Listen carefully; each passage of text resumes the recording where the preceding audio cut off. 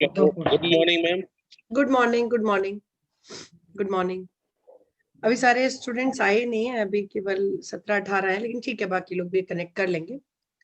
हाँ, पहला तो 299 एंड 300 में देखो, 299 एंड 300 में कभी भी एक लाइन में अगर आप वन लाइनर पूछ कहना चाह रहे हो, पहले आप अपना बताओ क्या कहना चाह रहे हो।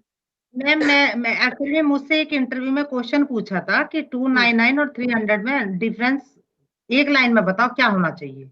बिल्कुल ठीक है। तो मैम मैंने ग्रेविटी ऑफ ऑफेंस बताया था। ओके, क्या बोला आपने, पूरी लाइन बताइए। नहीं, मैंने मैम बस यही वर्ड बोला था, ग्रेविटी ऑफ ऑफेंस। ओके, नहीं, ये तो लेकिन उन्होंने वैसे तो वेरी गुड बोला, लेकिन पता नहीं आंसर सही है या गलत है, ये नहीं, पता। ग्रेविटी ऑफ ऑफेंस ना इसके आगे कुछ है ना इसके पीछे कुछ है, ठीक। देखिए 299 और 300 में अगर एक लाइन में डिफरेंस बोलना है, पहले तो आप कह सकते हो कि, हाँ जी बोलूं मैं, 299 मतलब culpable homicide not amounting to murder और 300 culpable homicide amounting to murder. 299 में आप बोलो एक लाइन में कि हमेशा culpable homicide not amounting to murder में डेथ का लाइकलीहुड होता है। ओके, ये एकदम डिफरेंस लाइकलीहुड होती है, यहाँ पर डेथ हो ही नहीं, लाइकलीहुड होती है। ओके, जबकि सेक्शन 300 में डेथ हो ही जाती है, मतलब ऐसी इंजरी होती है। अभी मैं बताती हूँ, 2-3 लाइनें आपको वन लाइनर लिखवा देती हूँ, जैसा आपको अच्छा बोल सकते हो इंटरव्यू में। Okay ma'am. नहीं, सारे स्टूडेंट उसी से कनेक्ट हुए हैं, आप उस पर क्लिक करिए। जूम आपने ऐप ले लिया है ना, जूम आप आपने ले लिया है, जूम ऐप है अगर तो वो लिंक सारे उसी से आए हैं, आप करिए, हो जाएगी क्लास कनेक्ट। ओके हाँ एक तो आपने लिख लिया कि 299 culpable homicide not amounting to murder में there is always likelihood of death, मृत्यु होने की आशंका होती है। On the other hand in case of section 300 death हो ही जाती है, मतलब ऐसा लाइक इंटेंशनली आपने किया है या बॉडीली इंजरी इतनी ग्रेव है, ठीक, तो आपने 300 के चारों क्लॉज में देखा, वहां पे डेथ हो ही जाती है। दूसरा आप लिख सकते हो 299 is the gateway of murder, मतलब culpable homicide is the gateway for murder. Culpable homicide के बिना आप हत्या में जा ही नहीं सकते हो। ओके, ये वन लाइनर, कल्पेबल होमिसाइड होगा ही होगा मर्डर चेक करने के लिए। तो मैं तो अपने रेगुलर क्लास स्टूडेंट को बताती हूँ, कोई भी उनके सामने आप सिचुएशन दे दो, they are very clear about, आप लोग में से कुछ है भी, they are very clear about the culpable homicide not amounting to murder or whether it will be a case of murder or it will be a case of 304A, मतलब एकदम clear cut है, क्योंकि आपको technicalities check करनी है कि ये केवल ग्रेवियस एक्ट में जाएगा, ये 304 में जाएगा, 302 में जाएगा, इसको आपको टेक्निकलिटीज चेक करनी होती है। पहले आप देख लो क्या ये 299 के तीनों में से किसी भी सिंगल क्लॉज में आ रहा है, अगर आ रहा है तब आप जाओ 300 में, अदरवाइज अनलेस कोई जरूरत नहीं है 300 चेक करने की, आप सीधे 299 पहले चेक करो, इंटेंशन और नॉलेज। अब आप तीसरा डिफरेंस लिखो, ठीक। तीसरा यही कॉमन एलिमेंट भी है कि 299 और 300 के लिए there must be intention और नॉलेज। बिना इंटेंशन बिना नॉलेज के कभी भी कल्पेबल होमिसाइड हो ही नहीं सकता। ओके, ये कॉमन है दोनों में, इंटेंशन और नॉलेज। ये होगा। अगली चीज, ये ऑफेंस 304 का होगा या 302 का होगा, ये डिपेंड करता है, जैसे आपने बोला था ना nature of offence, nature of offence मत बोलिए, ग्रेविटी ऑफ ऑफेंस मत बोलिए, आप बोलिए इट डिपेंड्स अपॉन दी, लिखिए it depends upon the nature of injury, क्षति की प्रकृति पर निर्भर करता है। Nature of injury, nature of injury, क्षति की प्रकृति पर। नेचर ऑफ इंजरी, वेपन, कौन सा आपने क्या वेपन यूज किया है इंजरी कॉज करने के लिए, वो बहुत इंपॉर्टेंट है। वेपन वो आप लिख सकते हो कीवर्ड में, कौन सा वेपन यूज किया। The most important thing is the body part, body part, आपने किस बॉडी पर इंजरी कॉज की है ये भी आप उसमें मेंशन करिए। बॉडी पार्ट, आपने शरीर के किस अंग पर क्षतिकारित की है वो बहुत इंपॉर्टेंट है। If the body part is vital, है ना, अगर जो शरीर का जो अंग है वो वाइटल ऑर्गन में आता है, लाइक हेड, अगर आपने सिर पर आयरन रॉड से अटैक किया है, इट शोज योर इंटेंशन, ऐसा लगता है आप मारना चाहते थे। ठीक, अगर आपने वही एक कोई लाठी आपने 2-4 बार सिर पे मार दी, इससे आदमी मर सकता है, वाइटल ऑर्गन है ना। आपने गोली सीने पर या सिर पर मारी है, it shows your intention. Okay, mic mute कर लीजिए पहले तो आप सभी लोग, डिस्टरबेंस हो रहा है ना, माइक सभी लोग म्यूट कर लीजिए, अनलेस एंड अनटिल आपको कुछ पूछना नहीं है तो माइक म्यूट रखिए। Okay, thank you. तो क्या आप नेचर इंजरी, नेचर कितनी जितनी ग्रेविटी बढ़ती जाएगी, आपने पहले एक लाइन क्या लिखा, 304 में लाइकलीहुड होती है डेथ की और 300 में डेथ हो जाती है, मतलब ऐसी इंजरी होती है। तो ऑब्वियस ही बात है, आप बता सकते हो कि सर 299 में जो इंजरी होती है वो लेस सीवियर होती है in comparison to section 300। Clear है, वहां पर इंजरी ग्रीवियस होती है। और ये कैसे पता चलेगा हमें, हमने जैसा वेपन यूज किया होगा, हमने जिस बॉडी पार्ट पर इंजरी कॉज की होगी उससे। तो आई थिंक ये कुछ पॉइंट्स हैं, इससे ज्यादा आप क्या वन लाइनर में डिफरेंस कोई भी आप इसके अकॉर्डिंग सॉरी जैसा क्वेश्चन पूछे उस तरीके का बता दीजिएगा। ओके, ठीक है, चलिए आगे बढ़े हम लोग। मैम और इंटेंशन और मोटिव में डिफरेंस। अच्छा देखो, इंटेंशन और मोटिव में, motive is the ultimate goal. Motive क्या होता है, motive is the ultimate goal. आप लोग ये क्लास आपने ज्वाइन किया है, ओके, आपने किसी मोटिव के साथ इस क्लास को ज्वाइन किया है कि हाँ मुझे एचजेएस क्लियर करना है। मोटिव एक अल्टीमेट ऑब्जेक्ट, एक अल्टीमेट डिजायर होती है, ठीक, किसी भी काम करने का जो अल्टीमेट माइंड में आपके अल्टीमेट डिजायर, सबसे पहले आपके माइंड में कुछ करने के लिए मोटिव आएगा। ठीक, motive is the ultimate object और डिजायर जिसको लेके कोई व्यक्ति कुछ करने की कोशिश करता है, फिर वो प्रिपरेशन सोचेगा, मोटिव है आपके पास, फिर आप प्लानिंग करोगे, आप प्रिपरेशन करोगे। ठीक, तो motive is the ultimate object और desire for any particular act. अब इस मोटिव के लिए ही मतलब आप कह सकते हो motive is the ultimate force behind any act. Motive एक अल्टीमेट फोर्स भी है, एक डिजायर है, एक ऑब्जेक्ट है और ये अल्टीमेट फोर्स है जो आपको कहीं ना कहीं अंदर से, इसकी वजह से आप इंटेंशन फॉर्म करते हो। पहले आप देखो, motive is the ultimate object और डिजायर। आफ्टर दैट इंटेंशन एक मेंसरिया का पार्ट है, motive is not the mens rea.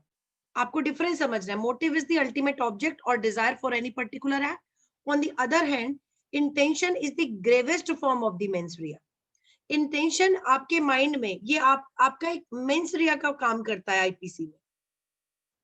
आपके पास कोई ऑब्जेक्ट है, कोई डिजायर है, फिर आप उसको करने के लिए आशय बनाते हो। तो इंटेंशन का रोल आईपीसी में, अब इंटरव्यू में पूछा जाएगा तो आप बताओगे कि sir motive is immaterial. Motive immaterial होता है क्रिमिनल लॉ में, पता है ना आपको। आपने चोरी की, आपने कितने ही अच्छे मोटिव से चोरी की कि मैं इस पैसे को चुरा के किसी गरीब को दान कर दूंगा। The motive is immaterial, motive का कोई किसी भी तरीके से मोटिव का रोल प्ले नहीं है आईपीसी में, मतलब क्रिमिनल लॉ में। ओके, आपका मोटिव अच्छा हो, आपका मोटिव बुरा हो, इससे कोई फर्क नहीं पड़ता। आपका जो इंटरनल, जो आपको फोर्स जिसने अल्टीमेटली आपको काम करने के लिए पुश किया, वो चाहे कितनी भी मॉरली कितनी अच्छी हो, रिलीजियस वे में कितनी भी अच्छी हो, बट वो क्रिमिनल लॉ में कोई भी उसका मतलब इंपॉर्टेंस नहीं है। On the other hand intention is most important. You know ना कि आप कोई भी ऑफेंस करते हो, unless and until there are some offences जो कि स्ट्रिक्ट लाइबिलिटी के हैं, जिनमें मेंस्ट्रिया की जरूरत नहीं है। अदरवाइज लाइक अगर आप किडनैपिंग देखोगे, लाइक आप बाइगेमी देखोगे, like there are certain offence against the state, आप उनको देखोगे, और कुछ किडनैपिंग वगैरह है, आप कुछ ऑफेंस देखोगे जहां पर आपको इंटेंशन प्रूव करने की जरूरत नहीं है। ठीक, वो लाइक रेप वगैरह भी देख लोगे, इंटेंशन की जरूरत नहीं है। स्ट्रिक्ट लाइबिलिटी के ऑफेंस है, इनको छोड़कर बाकी सभी ऑफेंसेस में मेंस रिया की रिक्वायरमेंट होती है और उसमें इंटेंशन जो है वो ग्रेवेस्ट फॉर्म का मेंस रिया है ना। अगर आपने, और दूसरी चीज आप ये बताओगे इंटरव्यू में कि सर, इंटरव्यू में बता सकते हो sir, intention can never be inferred by the court. कभी भी प्रोसिक्यूशन ये नहीं कहेगा कोर्ट में खड़े होके कि अभियुक्त का ऐसा आशय रहा होगा, कभी नहीं कहेगा। कोर्ट में आपको प्रोसिक्यूशन को साबित करना पड़ेगा कि अभियुक्त का ऐसा आशय था। ओके, अभियुक्त की ऐसी इंटेंशन थी। अब इस इंटेंशन को प्रूव कैसे करेंगे? इंटेंशन को प्रूव करेगा prosecution through the conduct, accused के कंडक्ट से, सर्कमस्टांशियल एविडेंस से, और डायरेक्ट एविडेंसेस है तो बेस्ट है। अभी बताइए, क्लियर है? Yes ma'am. ओके, और ये बहुत Yes, ये ऐसा क्वेश्चन है इंटेंशन और मोटिव की बड़ा दिक्कत करता है। तो पहले तो ये जी। लाइन आप ध्यान रखना कि sir motive is immaterial and intention is the, mostly IPC में इंटेंशन रिक्वायर्ड है, मतलब मेंस रिया रिक्वायर्ड है either in the form of intention और नॉलेज। तो अगर आप इस पॉइंट पर क्लियर हैं तो फिर आई थिंक ठीक है। चलिए, तो आज की ये हमारी प्रॉब्लम भी डिस्कस हो गई। अभी एक स्टूडेंट है सुनील जी, इनका काम नहीं कर रहा है ये लिंक, आप प्लीज आप लोग ग्रुप में उनको थोड़ा हेल्प कर दीजिए, वो काफी दिन से परेशान है। अब मैं इससे ज्यादा क्या बता सकती हूँ, जूम पर होती है और लिंक भी है, सबका ओपन हो जाता है ना इजीली आप लोगों का? yes, ma'am. नहीं, उनको क्या इशू हो रहा है, जूम नहीं है उनके पास, मुझे लग रहा है। मैम जूम में जाके ऐप में पासवर्ड और वो डाल लेना, पासवर्ड और अरे अब तो यूजर। डायरेक्ट लिंक शेयर किया है ना, लिंक पे क्लिक करें, बस करना क्या है, लिंक पर क्लिक करें, ऑटोमेटिक क्लास में आ जाएंगे। चलिए, अब आइए, हाँ हम लोगों ने 299 300 बैरक से रीड कर लिया था ना। चलिए अब आइए, तो आप लोग एक काम करिएगा, जब भी आपके पास इस तरह की प्रॉब्लम आए, मैंने अपनी रेगुलर क्लास की वीडियो ग्रुप में शेयर करूंगी 299 300 पे, मैंने बहुत डिटेल में डिस्कस किया है, जो कि यहाँ पॉसिबल नहीं, फिर भी मैंने कोशिश की आप लोग को 299 300 बहुत डीप में बता दूं। तो आप लोग उसको जरा सुन लीजिएगा, यूट्यूब पे भी वीडियो डाली है मैंने, सुनी आप लोगों ने? उसको भी देख सकते हो आप लोग। Yes, ma'am, सुनिए। हाँ, अगर आप चाहो तो देख सकते हो। चलिए, एक्सेप्शंस को पांचों को एकदम रट लीजिएगा, कौन सा एक्सेप्शन क्या है। तो पहला एक्सेप्शन आपका ग्रेव। अब यहाँ पर आपको कुछ की पॉइंट्स हैं, बुलेट नोट्स आप बना लीजिएगा। पहला जो एक्सप्लेनेशन है ना, एक्सेप्शन, सॉरी, जो फर्स्ट एक्सेप्शन है, एक्सेप्शन 1, ये बात करता है ग्रेव एंड सडन प्रोवोकेशन का। इस पर लीडिंग केस है KM Nanavati versus State of Maharashtra का। ओके, इसमें आपको ध्यान रखना है, बुलेट नोट बनाइए कि दैट ग्रेव एंड सडन, ये जो ग्रेव एंड सडन प्रोवोकेशन है, इसमें कुछ पॉइंट्स है, जो भी अक्यूज इसका बेनिफिट लेना चाहता है, इसका बेनिफिट का मतलब मर्डर कन्वर्ट हो, रिवर्ट बैक होके 304 में आ जाएगा, culpable homicide not amounting to murder में। इसके लिए प्रूव करना पड़ेगा अक्यूज को कि वो प्रोवोकेशन इतनी ग्रेव थी, means the gravity of the provocation was so, मतलब the nature of the provocation was so grave, इतना ग्रेव था कि that person lost his self control, उसका माइंड पे उसका कंट्रोल नहीं रहा। ठीक, अगर ये इतना ग्रेव था और इतना सडन था, मींस आपने कुछ ऐसा देख लिया जिससे आप बहुत प्रोवोक हो गए, लाइक वो मूवी है ना आपका KM नानावती, जैसे क्या मूवी का नाम है उसका, सबने देखी होगी, क्या नाम? रुस्तम।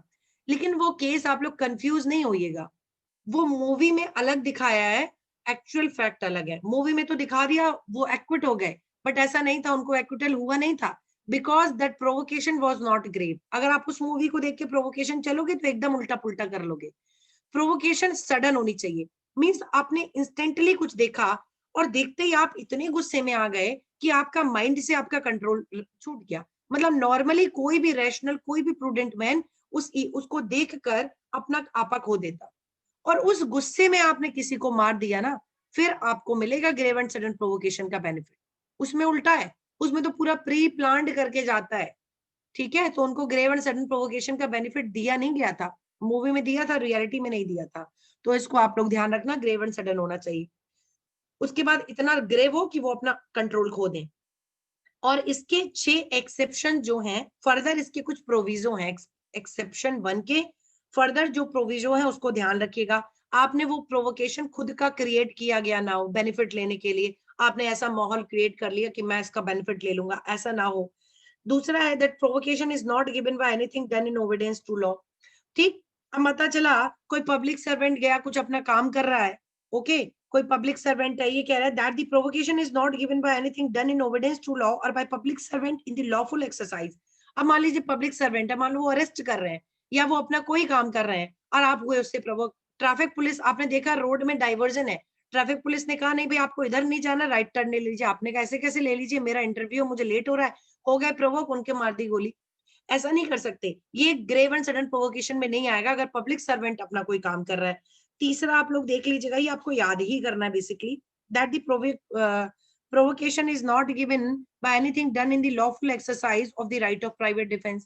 अब मिस्टर ए और बी है, ए ने बी के ऊपर कुछ अटैक किया, बी को लगा कि मैं तो मर जाऊंगा, उसको एप्रीहेंशन ऑफ डेथ हो गया मिस्टर बी को, और बी ने पलट के ए के ऊपर प्राइवेट डिफेंस में अटैक किया। अब ए उल्टा प्रोवोक हो गए, इसको प्रोवोकेशन नहीं कहेंगे क्योंकि बी जो काम कर रहा है वो अपने प्राइवेट डिफेंस में कर रहा है। क्लियर है? हाँ, चलिए, तो ये है, बाकी इसके इलस्ट्रेशंस हैं, बहुत इंपॉर्टेंट इलस्ट्रेशंस हैं, आप इसको देख लीजिएगा। अब देखो इन्होंने एक्सप्लेनेशन में ही किया है कि whether the provocation is sudden और ग्रेव और नॉट, ये क्वेश्चन ऑफ फैक्ट है, मतलब हर केस में कोर्ट देखेगी, कोई इसका फिक्स क्राइटेरिया नहीं है, कोर्ट ने लिख दिया ये ग्रेव सडन प्रोवोकेशन में आएंगे, आईपीसी में लिख दिया, ऐसा नहीं है।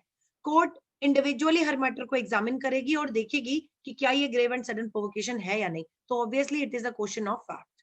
ओके, जितने भी नए स्टूडेंट है ना, आप लोग कभी कभी अपने कैमरे कुछ सेकंड के लिए ऑन कर लिया करिए, मतलब हम फेस भी देख लें, जैसे अभी पारुल जी ने ऑन किया, अभी चारू जी ने ऑन किया, मतलब मुझे पता भी होना चाहिए ना हमारे स्टूडेंट कैसे दिखते हैं, पता तो चले, बाय फेस भी थोड़ा रिकॉग्निशन होना चाहिए, कभी कभी कुछ सेकंड के लिए ऑन होना चाहिए कैमरा, है ना, जिन्होंने कभी ऑन नहीं किया है। चलिए, तो ये हो गया, हमारा एक्सप्लेनेशन भी हो गया। अब इसके इलस्ट्रेशंस आप लोग देख लेंगे, बताइए, बहुत सिंपल है। मैं बता देती हूँ, लाइक आपका जो इलस्ट्रेशन सी है, इलस्ट्रेशन सी है, ये सेकंड प्रोविजो का है, ओके, इलस्ट्रेशन सी सेकंड प्रोविजो में आएगा फर्स्ट एक्सेप्शन के।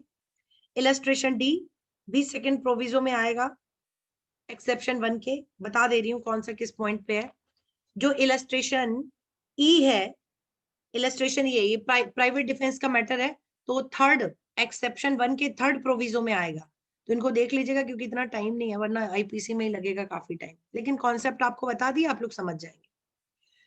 दूसरा ये एक्सेप्शन 2 में, अगर एक्सेप्शन 2, अगर कोई व्यक्ति प्राइवेट डिफेंस में कुछ काम कर रहा है और वो अपनी प्राइवेट डिफेंस को एक्सीड कर जाता है, तो भी ये मर्डर नहीं होगा। मान लो सेक्शन 100 की सिचुएशन नहीं है, आपको मर्डर नहीं कॉज करना चाहिए था, डेथ नहीं कॉज करनी चाहिए थी, 103 का सिचुएशन नहीं है आईपीसी की, आपको डेथ कॉज नहीं करनी चाहिए थी, लेकिन आप कर गए, वो सिंपल थेफ्ट वगैरह था, आप डेथ कॉज कर गए उसमें, ये एक्सेप्शन 2 में आएगा, आपको मर्डर के लिए लायबल नहीं बनाया जाएगा, बल्कि लायबल बनाया जाएगा 304 के लिए, culpable homicide not amounting to murder.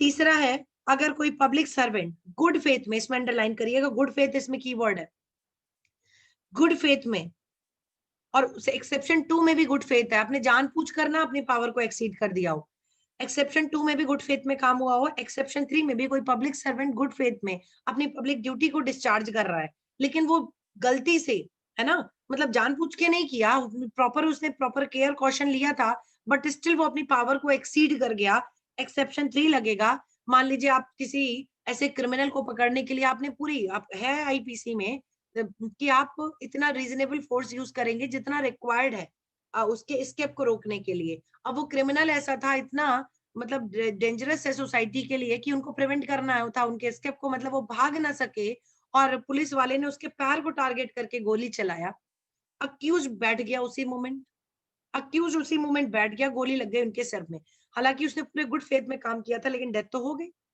ऐसे मैटर में पब्लिक सर्वेंट ने in the for the advancement of public justice, ऐसा नहीं है उससे कुछ वो द्वेष था उसका जो निकाल रहा था, ये एक्सेप्शन 3 में आ जाएगा, और ये डेथ मर्डर के लिए लायबल नहीं होगा, मे बी लायबल हो सकता है कल्पेबल होमिसाइड और not amounting to murder, but again पूरे फैक्ट को देखना पड़ेगा कि ये किस में आ रहा है। ठीक है, इनवैलिड आईडी शो कर रहा है, ऐसा कैसे हो सकता है?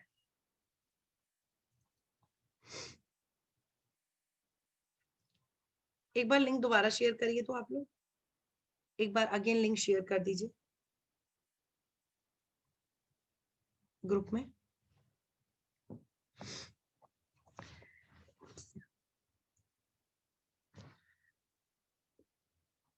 Okay, thank you.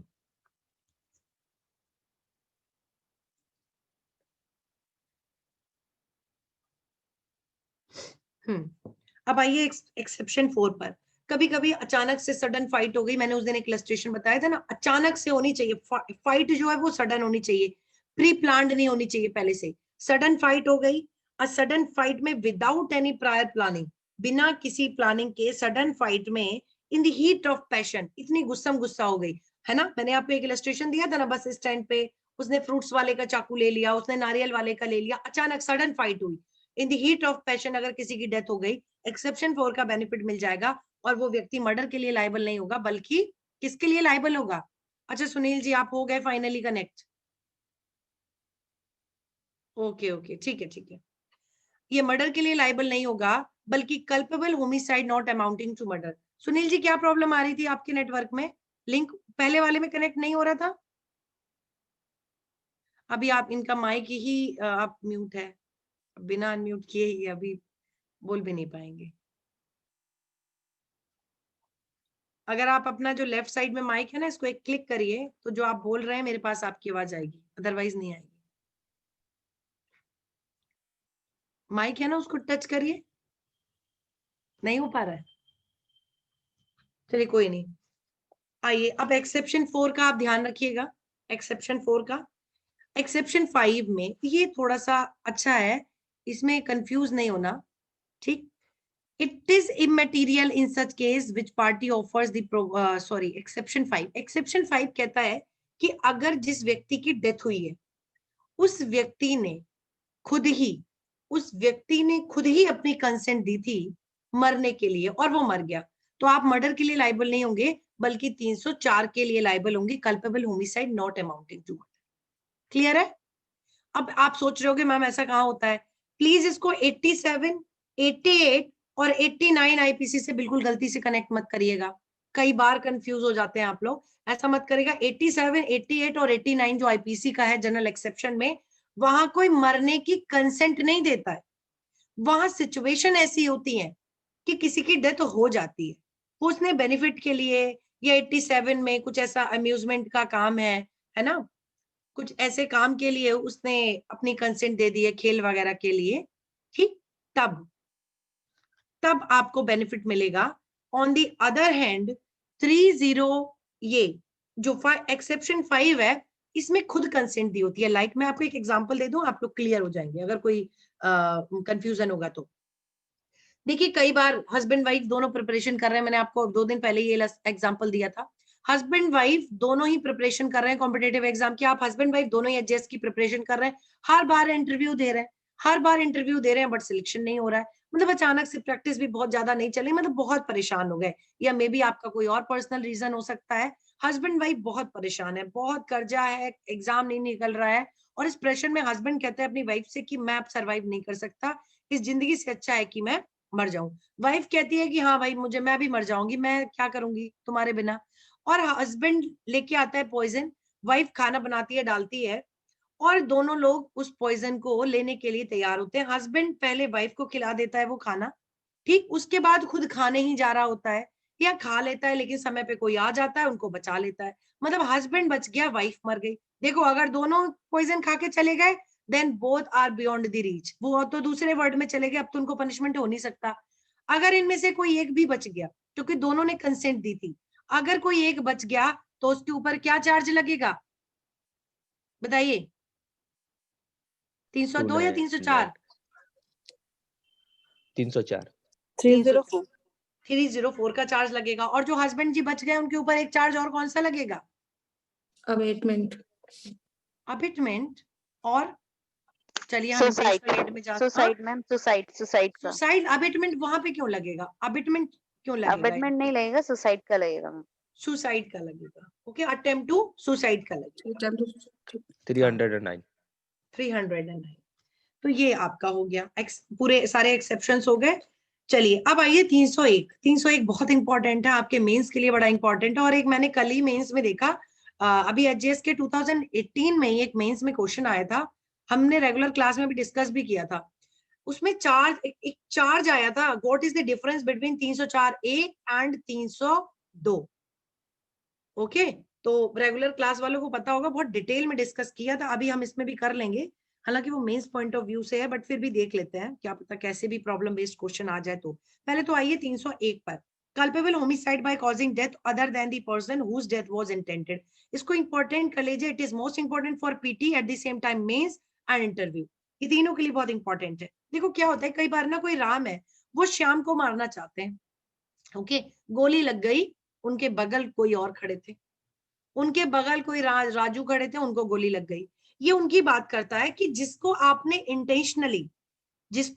इंटेंशनली मारना चाहता था, या जिसको आपको नॉलेज थी कि मेरे एक्ट से ये मरेगा। राम श्याम को मारना चाहता था, उसने गोली श्याम के ऊपर चलाई, उसको पता था इस गोली से श्याम ही मरेगा, बट बाय मिस्टेक श्याम बैठ गया, श्याम गिर गया। मूवीज में देखा है ना, पीछे से आए, उन्होंने उसको धक्का मारा और गोली उनके लग गई, मूवीज में देखा होगा ना, अपने दोस्त को बचाने के लिए खुद को गोली लग गई। ऐसी सिचुएशन में राम की लाइबिलिटी क्या होगी? क्या जो तीसरे व्यक्ति को, जिसको कि उसने टारगेट भी नहीं किया था, उसके मरने पर क्या उसकी लाइबिलिटी होगी? इसकी बात करता है, इससे कोई फर्क नहीं पड़ता, it is called transfer of malice. इस पे लिख लीजिए 301 पर, ट्रांसफर ऑफ मैलिस, इससे कोई फर्क नहीं पड़ता, ठीक है, इससे कोई फर्क नहीं पड़ता आपने किसको मारा है, क्योंकि 299 में लिखा है whoever causes the death, ये नहीं लिखा है whoever causes, आपने डेथ कॉज की हो बस। If a person by doing anything which he intends, underline करिए, मेंस रिया में इंटेंशन है, और नॉलेज और नोज, मतलब इंटेंशन और नॉलेज है, to be likely to cause death, commits culpable homicide by causing death. क्या किया आपने?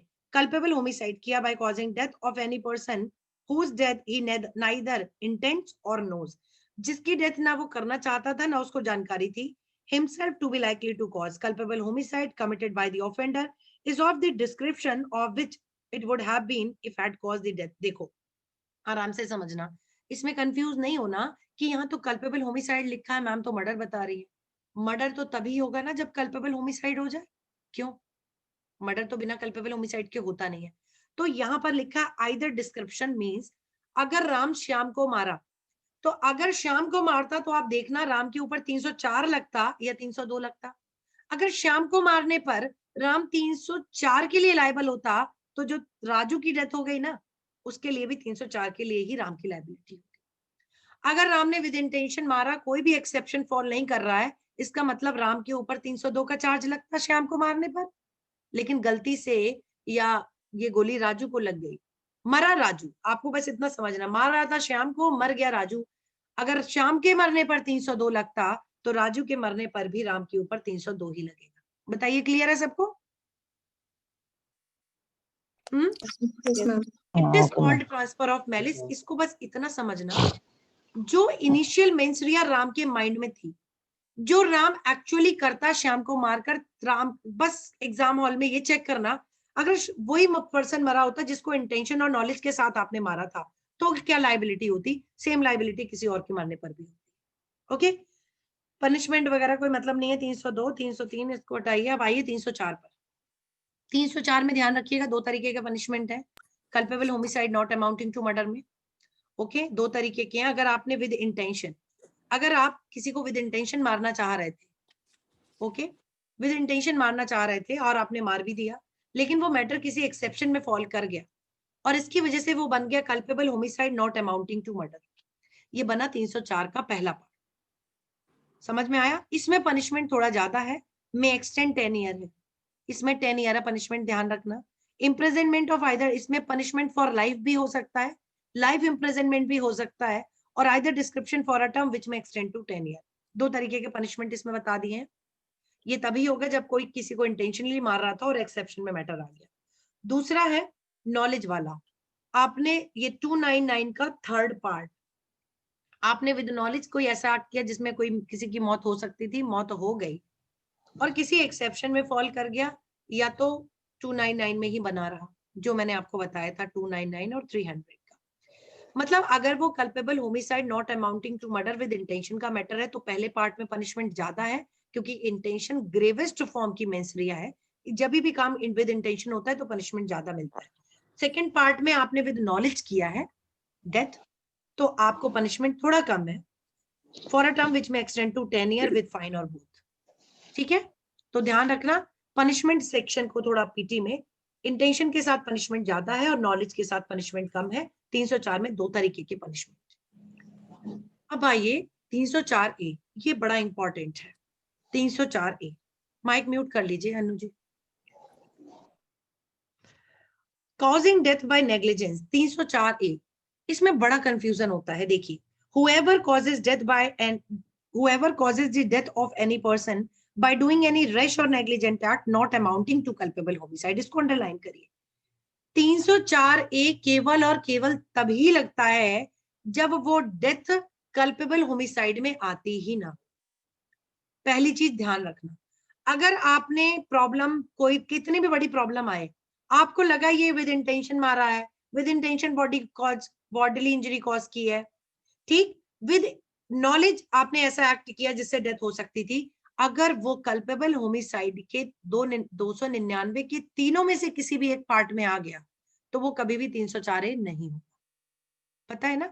तो अगर वो एक्ट विद इंटेंशन और विद नॉलेज किया गया था, कल्पेबल होमिसाइड के लिए जरूरी है ना विद इंटेंशन और नॉलेज।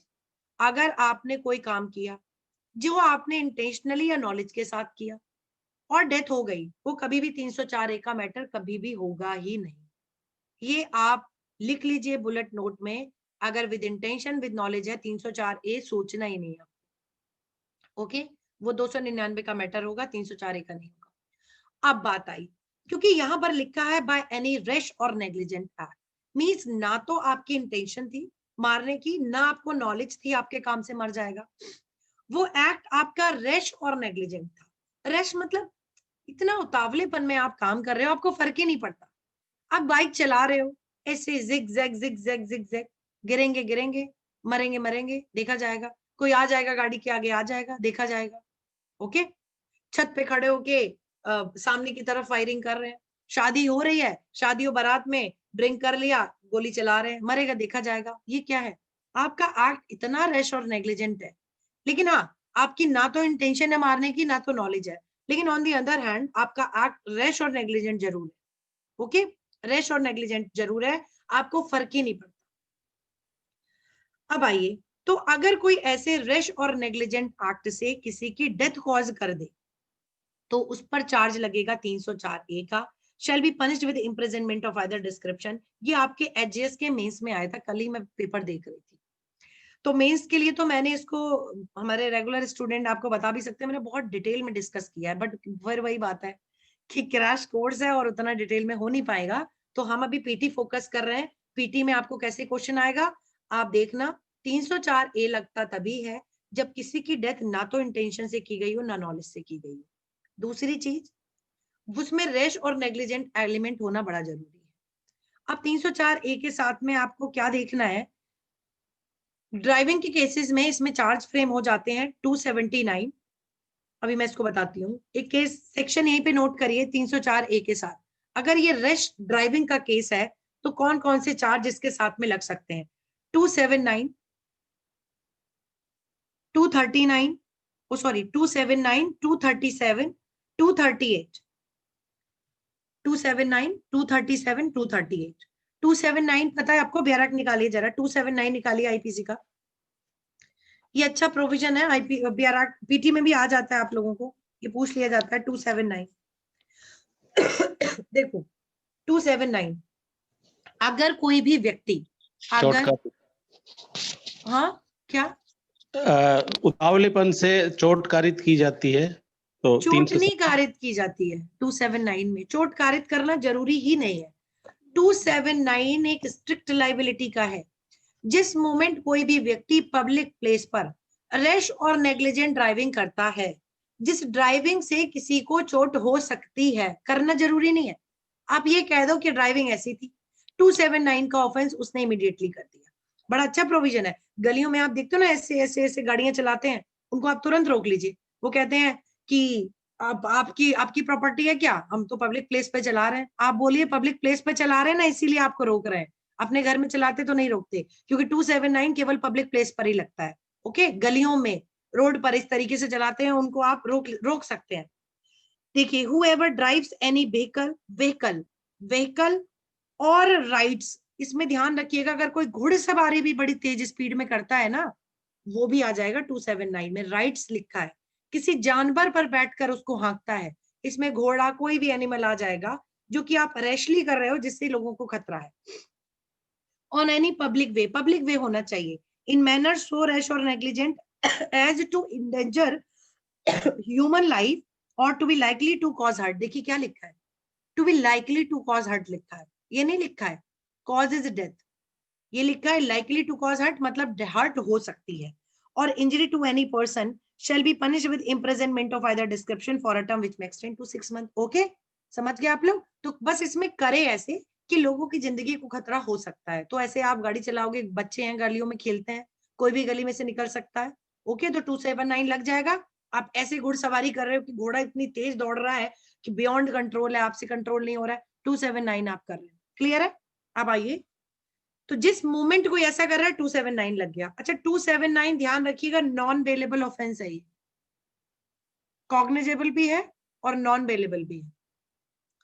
अब आइए 337 पे आइए, ये मैक्सिमम, ये ऐसे कोई उल्टी सीधी गाड़ियां चलाता है ना तो 279 लगता ही है।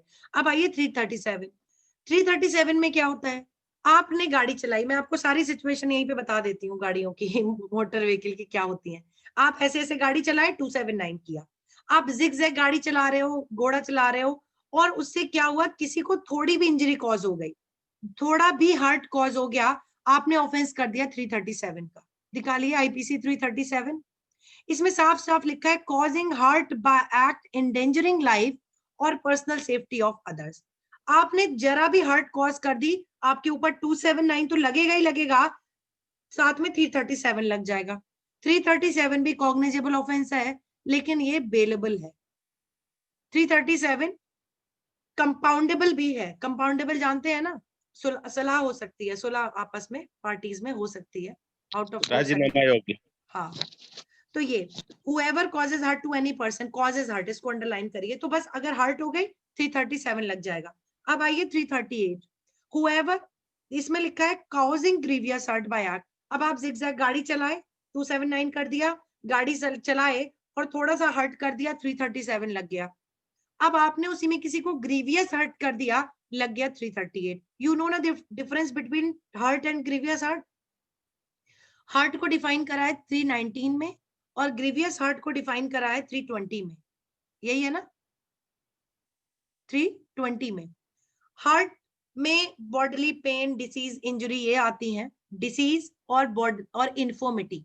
हर्ट का मतलब अगर आपने किसी को बॉडी पेन भी दे दिया, ओके, किसी को आपने शारीरिक पीड़ा दे दी, वो हर्ट बन जाता है। शारीरिक पीड़ा, इसके लिए जरूरी नहीं है कि वो इंजरी दिखती हो। अगर आपने किसी के पेट में घूसा मार दिया ना जम के, हर्ट होगा, लेकिन अब वो घूसा दिखेगा नहीं। अब आप दिखा नहीं सकते यहाँ पे लगा है, बस बता ही सकते हो।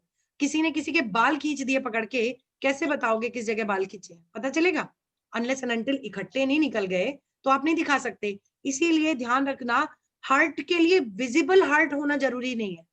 आपके शरीर में पीड़ा हो रही है, it is more than enough. अगर आपने बॉडीली पेन कर दिया, अगर आपने किसी को इन्फॉर्मिटी कॉज की, या तो आपने कोई डिसीज दी, जैसे आज के टाइम में कोरोना चल रहा है ना, अब कोरोना एक मतलब कम्युनिकेबल डिसीज है, ये बड़ी आसानी से एक व्यक्ति से दूसरे व्यक्ति को हो जाती है।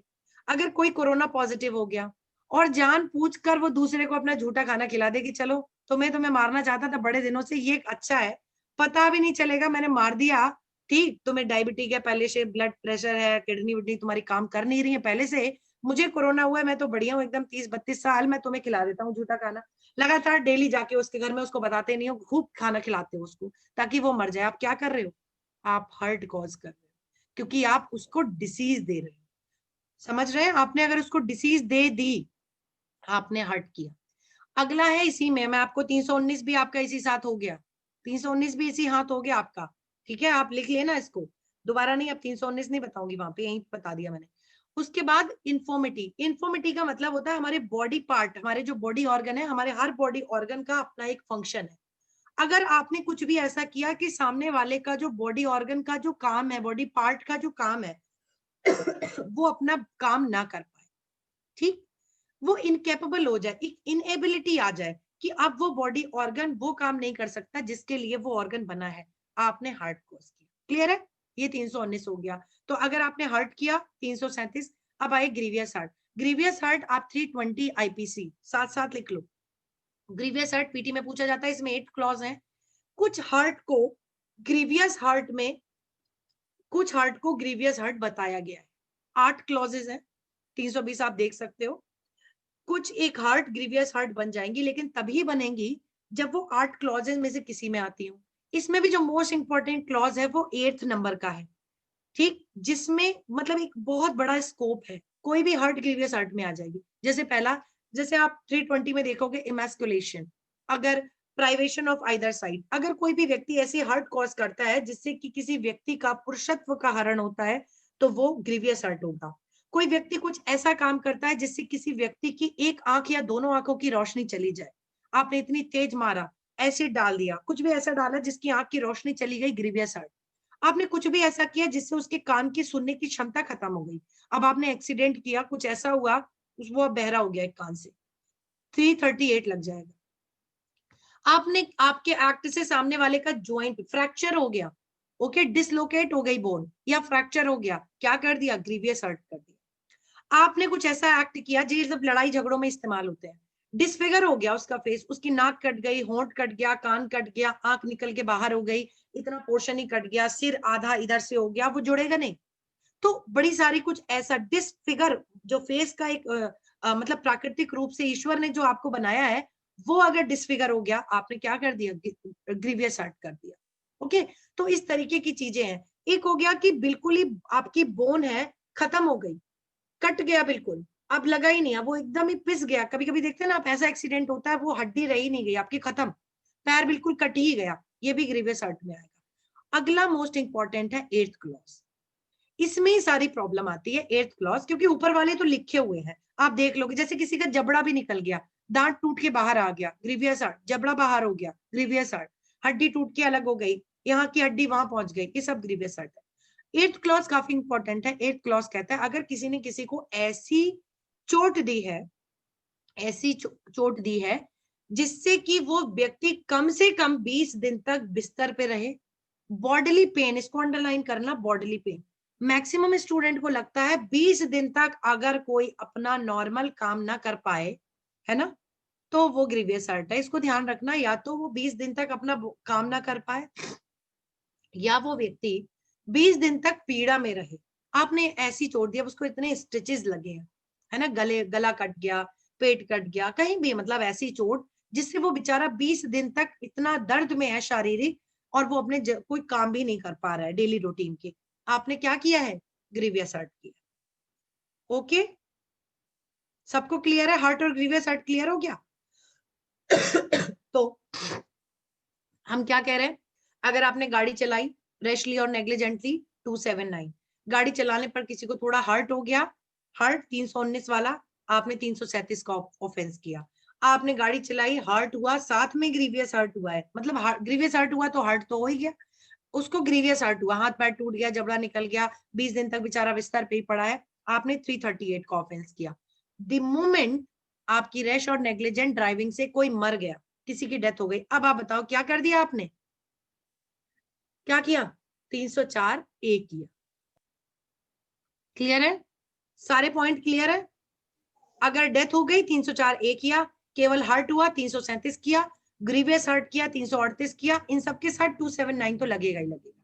सबको क्लियर है? मैम एक्सक्यूज मी मैम, मैं एक क्वेरी है हाँ, कि जैसे ये ईंट पकाने की भट्टियां होती है, इसकी चिमनी है ऊपर, और उस पे से उसको कंस्ट्रक्शन करते समय लगभग 40 फीट की ऊंचाई से गिरकर की डेथ हो गई, तो उसको किसमें करेंगे? चिमनी पर, चिमनी जो बनाते हैं ऊपर, है ना, तो उस पे से गिर के डेथ हो गई, अब इसमें जी। देखो वैसे तो बड़े सारी चीजें देखनी पड़ेंगी, लेकिन अगर हम प्राइमरीली देखें तो it may be a case of 304A rash और नेग्लिजेंट एक्ट ये होगा, क्योंकि माइक म्यूट कर लीजिए, 2 लोगों का माइक ऑन, माइक म्यूट कर लीजिए, इको हो रही है मेरी आवाज। और किसी ने 2 डिवाइस कनेक्ट किए हैं क्या? किसी से इको होती है आवाज? किसी का फोन लैपटॉप दोनों कनेक्ट है क्या? मैम हाँ, मेरा आवाज क्योंकि डिस्कनेक्ट हो गई थी मैम, इसीलिए इको कर रही है, ठीक है। तो इसमें वैसे तो बड़े सारे फैक्टर देखने पड़ेंगे, बट प्राइमरीली जो देखकर लग रहा है, इस तरीके का जब कंस्ट्रक्शन होता है तो आप पूरा प्रिकॉशन लेकर कंस्ट्रक्शन करवाता है जो भी कोई है ना, पूरा प्रिकॉशन लेके। अगर इसमें डेथ हुई है तो ना तो ये किसी ने इंटेंशन इनको मारा, ये एक्सीडेंटली में भी आ सकता है, और ये 304A में भी आ सकता है। अब देखना पड़ता है, देखो मैं एक ऐसा ही केस अभी आपको बताऊंगी, ये 304A में भी आएगा। अब आप किसको लाइबल बनाओगे? अब आप प्रॉब्लम ये है लाइबल किसको बनाओगे? अभी जो बस ये ओनर होगा, ट्रायल अभी जो तो ओनर उसमें होगा, यही ठीक, अभी जो ओनर होगा उसको देखना पड़ेगा कि नॉर्मली जो चिमनी बनाने के काम है, ऑर्डिनरली चिमनी बनाने के काम में क्या प्रोसीजर अपनाया जाता है, क्या प्रिकॉशन लिया जाता है। अगर इस ओनर ने वो प्रिकॉशन लिया था, स्टिल इनकी डेथ हो गई, ये होगा एक्सीडेंटल मैटर। अगर पूरा प्रिकॉशन लिया था तो ये एक्सीडेंट में आ सकता है, हो सकता है उनको कुछ भी ना मिले। दूसरी चीज ये देखा जाएगा, क्या जो ओनर था, ठीक, उसने पूरा प्रिकॉशन लिया और वर्कर की खुद की गलती थी। अब भाई एक काम करने का भी तो तरीका होता है ना। अब आप ले पी के चढ़ गए ऊपर चिमनी बनाने के लिए, अब आपको बैलेंस ही नहीं कर पाओगे आप अपनी बॉडी, इसमें ओनर की गलती तो नहीं है ना। तो ओनर के पार्ट पर होना चाहिए ना, आप किसको लाइबल बनाओगे? वो तो मर गया। अब भाई जिन्होंने काम पर लगाया था उसको देखना पड़ेगा। ऐसे एक केस मैंने बताया था अभी 304A जब मैं पढ़ा रही थी, एक मिल्क फैक्ट्री थी, उसमें आग लग गई, ठीक, मिल्क फैक्ट्री में आग लग गई और उसमें 3-4 वर्कर जल के उनकी डेथ हो गई। अब प्रॉब्लम ये हुआ, मिल ओनर था, उसके ऊपर 304A का चार्ज लगाया गया कि उनका एक्ट बड़ा रैश और नेग्लिजेंट था। जिस जगह वो बर्नर वगैरह रखे थे वहां पर कुछ एक्सप्लोसिव भी रखा था, आग पकड़ सकता था। इसमें कोर्ट ने कहा कि आग पकड़ सकना अलग चीज है, और ये देखना है, इसमें आपको ये देखना होता है डेथ जो हुई होती है वो रैश और नेग्लिजेंट एक्ट की वजह से ही होनी चाहिए, तभी 304A लगेगा।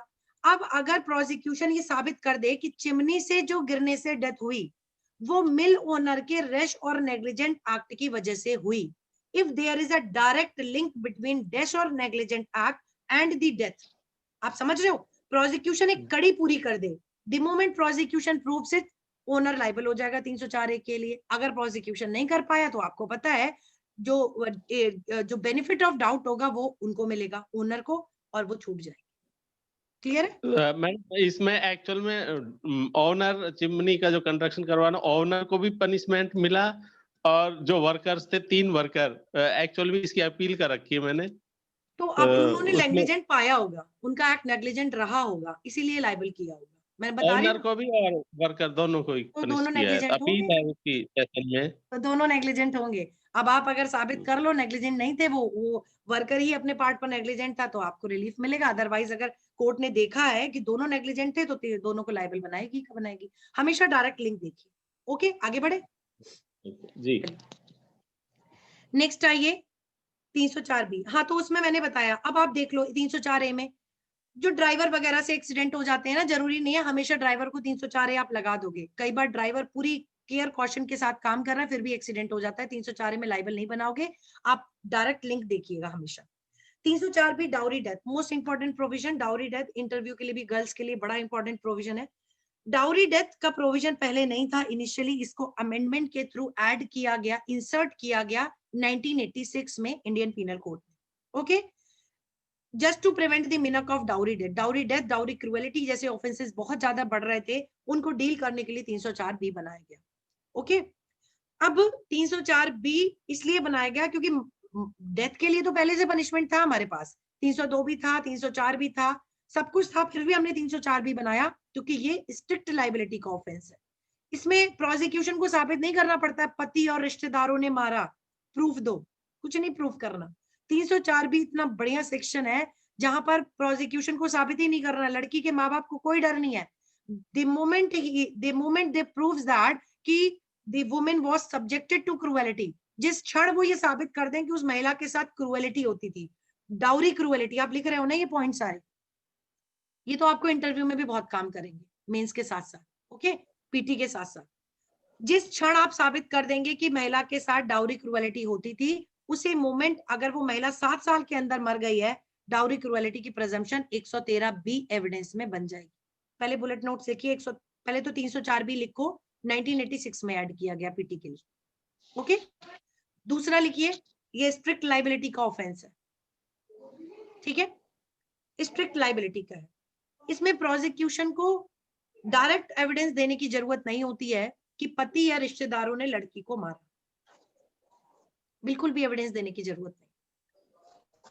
तो फिर क्या करना पड़ता है 304 बी के लिए? 304 बी के लिए जरूरी है कि सबसे पहले तो अननेचुरल डेथ हुई हो। सबसे पहले जो लड़की की डेथ है वो अननेचुरल है। अब लड़की बेचारी बीमार है, बड़े सालों से कोई बीमारी थी, तो आप 304 बी नहीं लगाओगे। डेथ अननेचुरल रही हो, चाहे जलने से, बॉडीली बर्न से, इंजरी से, ओके, या कोई भी अननेचुरल वे में डेथ हो गई। दूसरा, वो death with in 7 years of marriage हुई हो, जो मृत्यु हुई है वो शादी के 7 साल के अंदर हो गई है, क्लियर है। तीसरा, इस बात की सबूत हो, मतलब there was dowry cruelty, she was subjected to dowry cruelty. उस महिला के साथ में पति या पति के जो रिश्तेदार नातेदार हैं, वो उस महिला के साथ में डाउरी क्रूएलिटी करते थे, कहते थे इतना पैसा लाओ, ये दो, और नहीं लाओगे तो क्रूएलिटी, ओके।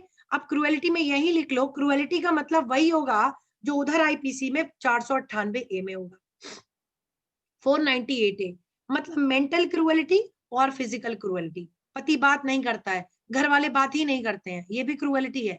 ये ना समझे परिवार के लोग कि आप मार नहीं रहे हो और बहू से अगर बात नहीं करते हो, it's also a case of cruelty. बड़े शातिर होते हैं, सोचते हैं मारेंगे नहीं, है ना, फिजिकल नहीं देंगे, हम इससे बात ही नहीं करते हैं। अगर आपने उसको आइसोलेट कर दिया है ना पूरे घर में, it is also a case of cruelty, okay, वो भी मेंटल क्रूएलिटी में आएगा। तो चाहे क्रूएलिटी मेंटल हो या फिजिकल हो, ये 498 में आएगी, ठीक। अब ये क्रूएलिटी नॉर्मल नहीं होनी चाहिए। देखो, हर घर में क्रूएलिटी, कुछ बोल नहीं रहा, बात नहीं कर रहा, अब आप चले आए 304 बी लेके, ये भी नहीं होगा। ये क्रूएलिटी सीधे डाउरी से कनेक्शन होना चाहिए इसका, ठीक, अगर ये डाउरी क्रूएलिटी है तो। और अगला इंपॉर्टेंट इसमें लिखिए, ये डाउरी क्रूएलिटी और डेथ के बीच में मैं आपको बड़े सारे जजमेंट का क्रक्स बता रही हूँ। उस समय आपको इंटरव्यू और आपको प्रैक्टिस में भी बड़ा काम करेगा। ये जो डेथ हुई है ना लेडी की और जो क्रूएलिटी थी, उसके बीच में कनेक्शन होना चाहिए। उस लेडी की डेथ किसी और कारण से हो गई, 304 भी नहीं लगेगा, okay. There must be a direct link, direct live link between the cruelty, dowry cruelty and the death. हो गया। इसमें लिखा हुआ है, देखिए पढ़िए इसको, where the death of the woman is caused by burn, bodily injury occurs otherwise than normal circumstances with in 7 years of marriage, and it is shown that soon before her that she was subjected to cruelty और harassment bye husband और relative. दोनों underline करिएगा, husband और relative दोनों पर 304 भी लग जाएगा। In connection with dowry demand, 304 B के लिए डाउरी डिमांड होना चाहिए, पीटी के लिए ये। Such death shall be called dowry death, क्या लिखा है, shall be called dowry death and the husband or relative shall be deemed to cause her death। बड़ा ही इंपॉर्टेंट लाइन है, shall be deemed, अंडरलाइन करिए, underline. Deemed का मतलब पता है क्या है? देखो इसको ऐड क्यों किया गया आपको अभी पता चल जाएगा। पहले से हमारे पास 302 था, पहले से हमारे पास 304 था आईपीसी में शुरुआत से। कहीं भी नहीं लिखा है कि it shall be deemed that such person has caused the death, कहीं लिखा है? कहीं नहीं लिखा है। ऐसा माना नहीं जाएगा कि मार दिया है, बल्कि ये प्रोसिक्यूशन को स्पेसिफिकली साबित करना पड़ता है 302 और 304 में कि मारा है।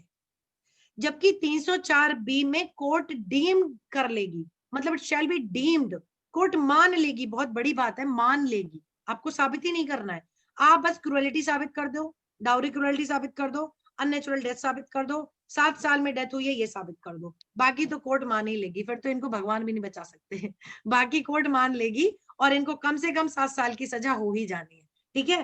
तो ये अच्छा, इसका मिसयूज भी बहुत ज्यादा है। इसका तो खैर उतना नहीं हो पा रहा है डाउरी, क्योंकि इसमें डेथ होना जरूरी है। बाकी क्रूएलिटी व्यूएलिटी का ज्यादा है, इसमें तो डेथ होनी चाहिए। और डाउरी क्रूएलिटी वगैरह ढंग से अगर अच्छा वकील है और जज तो अच्छे होंगे ही, है ना, तो फिर ऐसा नहीं है कि इसका मिसयूज इतनी जल्दी भी नहीं हो जाएगा, क्योंकि यहाँ पर एक कनेक्शन होना चाहिए। हर केस आप डाउरी क्रूएलिटी में नहीं ले जाओगे, तो it shall be deemed, underline करिए, यहाँ पर एक लीगल फिक्शन है 304 बी में। चलो अब आपसे कभी भी इंटरव्यू में कोई भी पूछेगा 302 304 बी में अंतर बता दो, तो आई थिंक आप बता दोगे। यहाँ पर प्रिजम्पशन है, वहां पर प्रूव करना पड़ता है। ये हो गया आपको, बाकी एक्सप्लेनेशन कोई मतलब नहीं है इसका, बस बता रहा है डाउरी का वही मीनिंग है जो डाउरी प्रोविजन में है। अब आ जाओ 305। Excuse me, deemed, the meaning of the deemed, meaning बता दें डीम्ड का, बताए तो। डीम्ड का मीनिंग ये, प्रोसिक्यूशन को साबित नहीं करना पड़ेगा, प्रोसिक्यूशन को एविडेंस नहीं देने पड़ेंगे कि ये देखो देखा था किसी ने मारते हुए, सर्कमस्टेंशियल एविडेंस नहीं देने पड़ेंगे, आई विटनेस नहीं बताना पड़ेगा, कोई सीसीटीवी फुटेज कोई भी नहीं देना एविडेंस, आप बस बता दो। 113 बी में ही उसको एक्सेप्ट कर लिया जाएगा, Indian evidence 113 B evidence act में प्रेजम्पशन लगेगा, और 113 बी में प्रेजम्पशन भी शैल है। 113 बी एविडेंस निकालिए जरा, 113 बी निकालिए, क्लियर है वो। 113 बी, जो भी और भी स्टूडेंट है देखिए 113 बी कब ऐड किया गया, ये भी 1986 में उसके साथ ही ऐड किया एविडेंस में। इसमें लिखा गया है when the question is whether person has committed the dowry death of the woman and it is shown that soon before her death such woman has been subjected by such person to cruelty or harassment, for in connection with any demand for dowry the court shall presume that such person has caused the dowry death। जब भी court के सामने ये problem खड़ी होगी, क्या इन्होंने dowry death किया है, क्या पति या रिश्तेदारों ने डाउरी डेथ किया है, भाई जब मायके वाले चार्ज लगाएंगे 304 बी का, कोर्ट के सामने ये प्रश्न आएगा क्या डाउरी डेथ किया, कोर्ट देखेगी क्या यहाँ डाउरी क्रुएलिटी थी। अगर सून बिफोर हर डेथ, अगर मरने से पहले उस महिला के साथ दहेज क्रूरता की गई थी, डाउरी क्रुएलिटी की गई थी, तो कोर्ट ऐसा मानेगी। शैल लिखा है, means court is bound to presume, court का मनमानापन नहीं है, यहाँ पर कोर्ट के पास डिस्क्रिशन ही नहीं है, साफ साफ लिखा है the court shall, means court is bound to presume, मतलब वो उस व्यक्ति को जेल जाने से अब कोई नहीं रोक सकता। ओके, वो जाएगा ही जाएगा जेल, शैल टर्म लिखा है 113 बी। अब आइए 305 पर, abetment of suicide of child और एनी इंसेन पर्सन। पहले तो एक पॉइंट आप अपनी बुकलेट में लिख लो कि 305 और 306 के मामलों में जो आपने पीछे अबिटमेंट पढ़ाया था मैंने ना, वो अबिटमेंट यहाँ लागू नहीं होता है, पहले लिख लो। क्यों? क्योंकि वो जो अबिटमेंट का प्रोविजन है, अबिटमेंट 300 107 108 109 110 11 12 13 वाला है, वो तब लगता है जब आईपीसी में किसी अपराध के अबिटमेंट का प्रोविजन ना दिया। क्लियर है? इसको ध्यान रखना। तो अगर किसी आदमी ने ठीक किसी बच्चे को अबिट किया कि वो सुसाइड कर ले और बच्चे ने मना कर दिया, तो अगर आपको मैंने ये पहले से ना बताया हो तो आप लोग क्या कहेंगे, मैम फर्क नहीं पड़ता, अबिटमेंट किया हो चाहे रिफ्यूज कर दिया हो, ठीक, अबिटमेंट हो जाता है। वो नॉर्मल केसेस में होता है। अबिटमेंट ऑफ सुसाइड का प्रोविजन, स्पेसिफिक प्रोविजन आईपीसी में दिया है, तो यही प्रोविजन लगेगा, वो वाले प्रोविजन नहीं लगेंगे। इतना पॉइंट क्लियर है? अब आइए 305 most important for interview, PT के साथ साथ पीटी और इंटरव्यू के लिए बहुत इंपॉर्टेंट है। अबिटमेंट ऑफ सुसाइड, और अक्सर करके यूपी में जाओगे ना इंटरव्यू देने, कोड मिलता है आपको 305 306 307 308 ऐसे, और जो कोड लेके जाते हो वही कहते हैं ये बताओ इंपॉर्टेंट प्रोविजन जरा बता दो आईपीसी और सीआरपीसी में।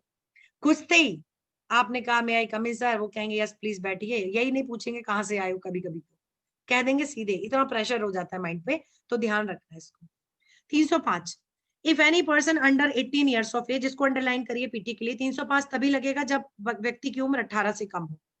एनी इंसेन, कोई इंसेन व्यक्ति हो, मेंटली फिट ना हो, डिलेरियस पर्सन, एनी इडियट, और any person in the state of intoxication commit suicide, whoever abates the commission of such suicide shall be punished with death। बड़ा high punishment है इसमें, बहुत हार्श है, डेथ और लाइफ इम्प्रिजनमेंट का भी पनिशमेंट दिया है इसमें, 3 तरीके के पनिशमेंट है। देखिए इसको, अगर कोई भी व्यक्ति ठीक किसी बच्चे को, मतलब 18 से कम साल के व्यक्ति को, किसी मेंटली जो फिट नहीं है डिलेरियस पर्सन को अबेट करता है, उसको उकसाता है कि तुम्हें तो मर ही जाना चाहिए, कितना क्या तुमने अपनी जिंदगी बना रखा है, ऐसी जिंदगी से तो तुम अगले जन्म आना, अब तो किसी और उसमें, बहुत परेशान, मैं होता तो मर ही जाता, इतने कष्ट में कैसे तुम रह रहे हो, मतलब वो बेचारा ना भी सोच रहा है ना सुसाइड करने का, तो भी उसको प्रोवोक, तुम्हें तो ऐसी पत्नी मिल गई, तुम्हें तो ऐसी ससुराल मिल गई, तुम्हारा तो जिंदगी बेकार है, तुम्हारा तो काम ही नहीं चल रहा है, मतलब उसको प्रोवोक कर रहे हो आप सुसाइड करने के लिए। और अगर वो व्यक्ति सुसाइड कर ले, इसमें ध्यान रखना सुसाइड करना बड़ा जरूरी है। अगर तुमने उसको प्रोवोक किया, राम ने श्याम को प्रोवोक किया, अबेट किया सुसाइड के लिए, और श्याम ने सुसाइड नहीं किया, तो क्या 305 का मैटर बन जाएगा अबेटमेंट ऑफ सुसाइड का? बताइए बताइए। नहीं बनेगा ना? No ma'am. क्या बनेगा फिर? वो फिर क्या बनेगा? कुछ तो किया कि कुछ भी नहीं किया, छूट जाएगा वो। मैम अबेटमेंट तो किया है ma'am. Abetment of suicide. Abetment कर दिया, वही तो मैं पूछ रही हूँ, अबेटमेंट ऑफ सुसाइड किया कि नहीं किया? अभी आप लोगों ने बोला नहीं किया, फिर बोल रहे किया। किया या नहीं किया? किया मैम। कहाँ किया? मैम 305 में नहीं होगा वो।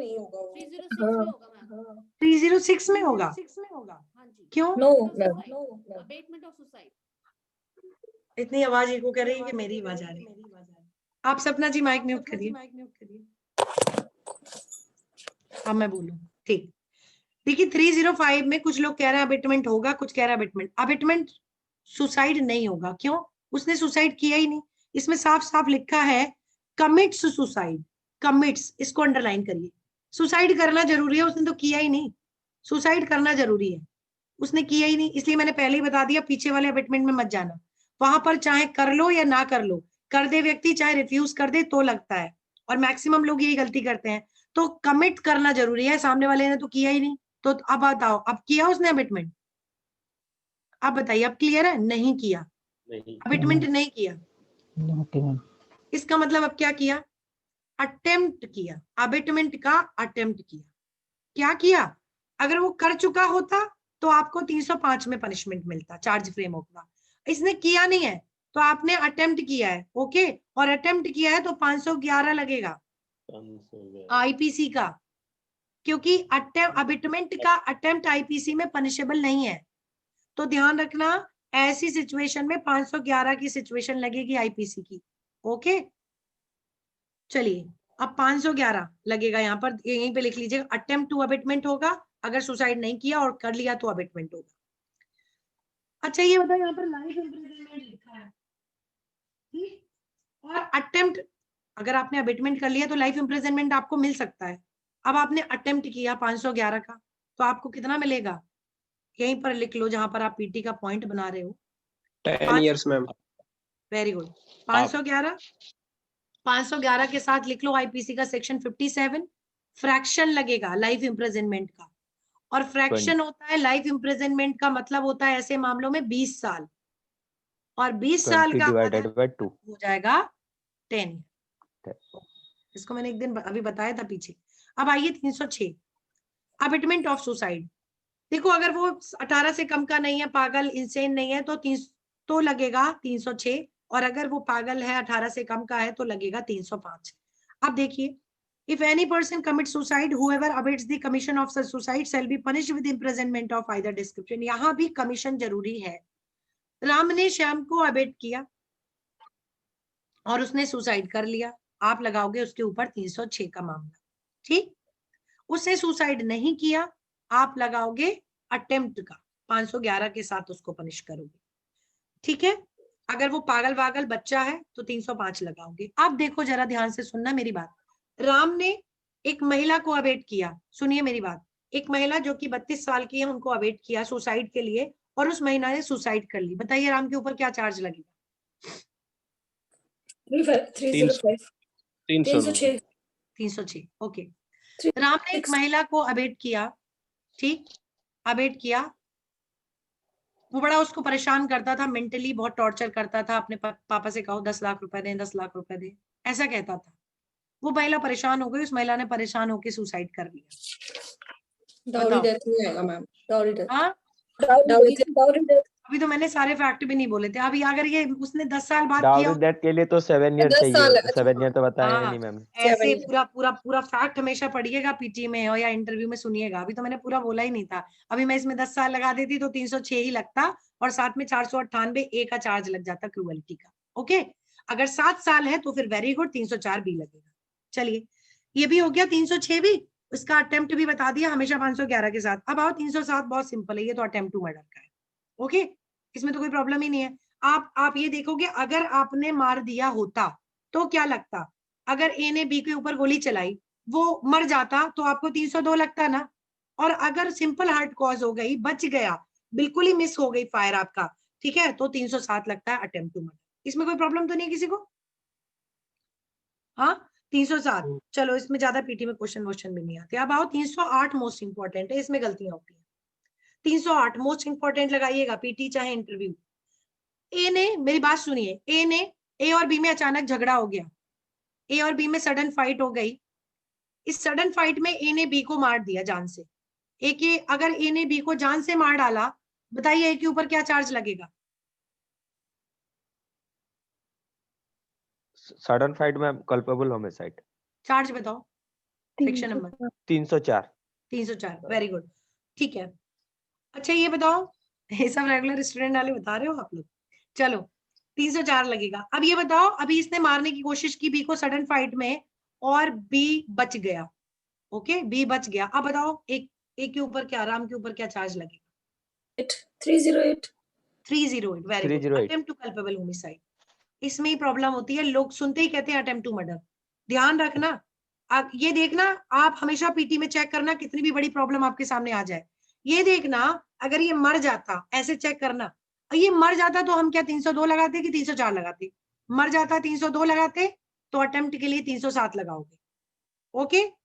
अगर ये मर जाता तो मैं 304 लगाता, तो अगर ये बच गया तो मैं 308 लगाऊंगा। क्लियर है? लिखते Yes, जाना भाई, नहीं तो बड़ी प्रॉब्लम हो जाएगी।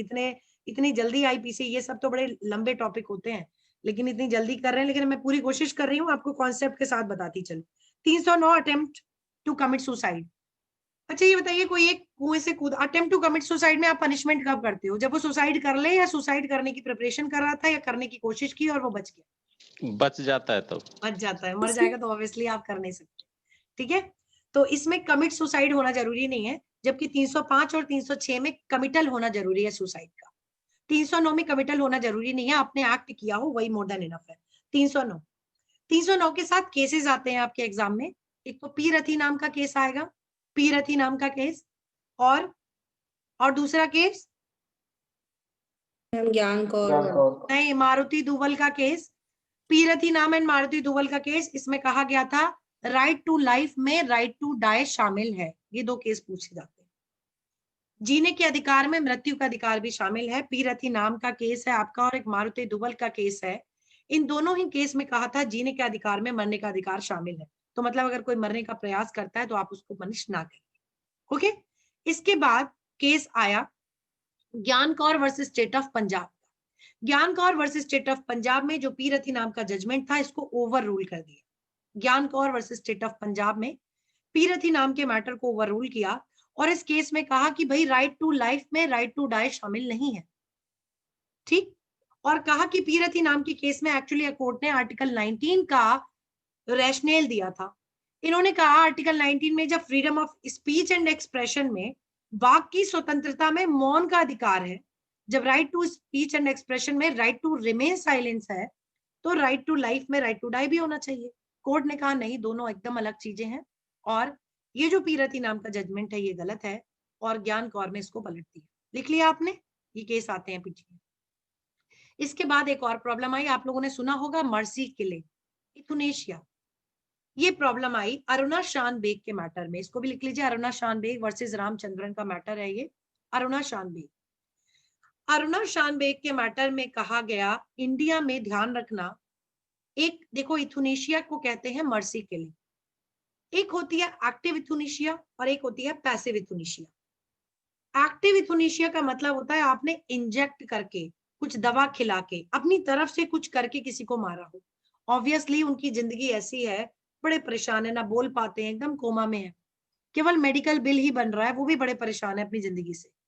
तो लोगों ने कहा ऐसी जिंदगी से तो मौत अच्छा, तो ऐसे में मर्सी किलिंग अलाउड होना चाहिए। इस केस में कोर्ट ने कहा इंडिया में एक्टिव इथुनेशिया अलाउड नहीं है, इलीगल है। एक्टिव इथुनेशिया इलीगल है, पैसिव इथुनेशिया अलाउड है, वो भी बहुत रेयर सिचुएशन। अब देखो पैसिव इथुनेशिया क्या होता है।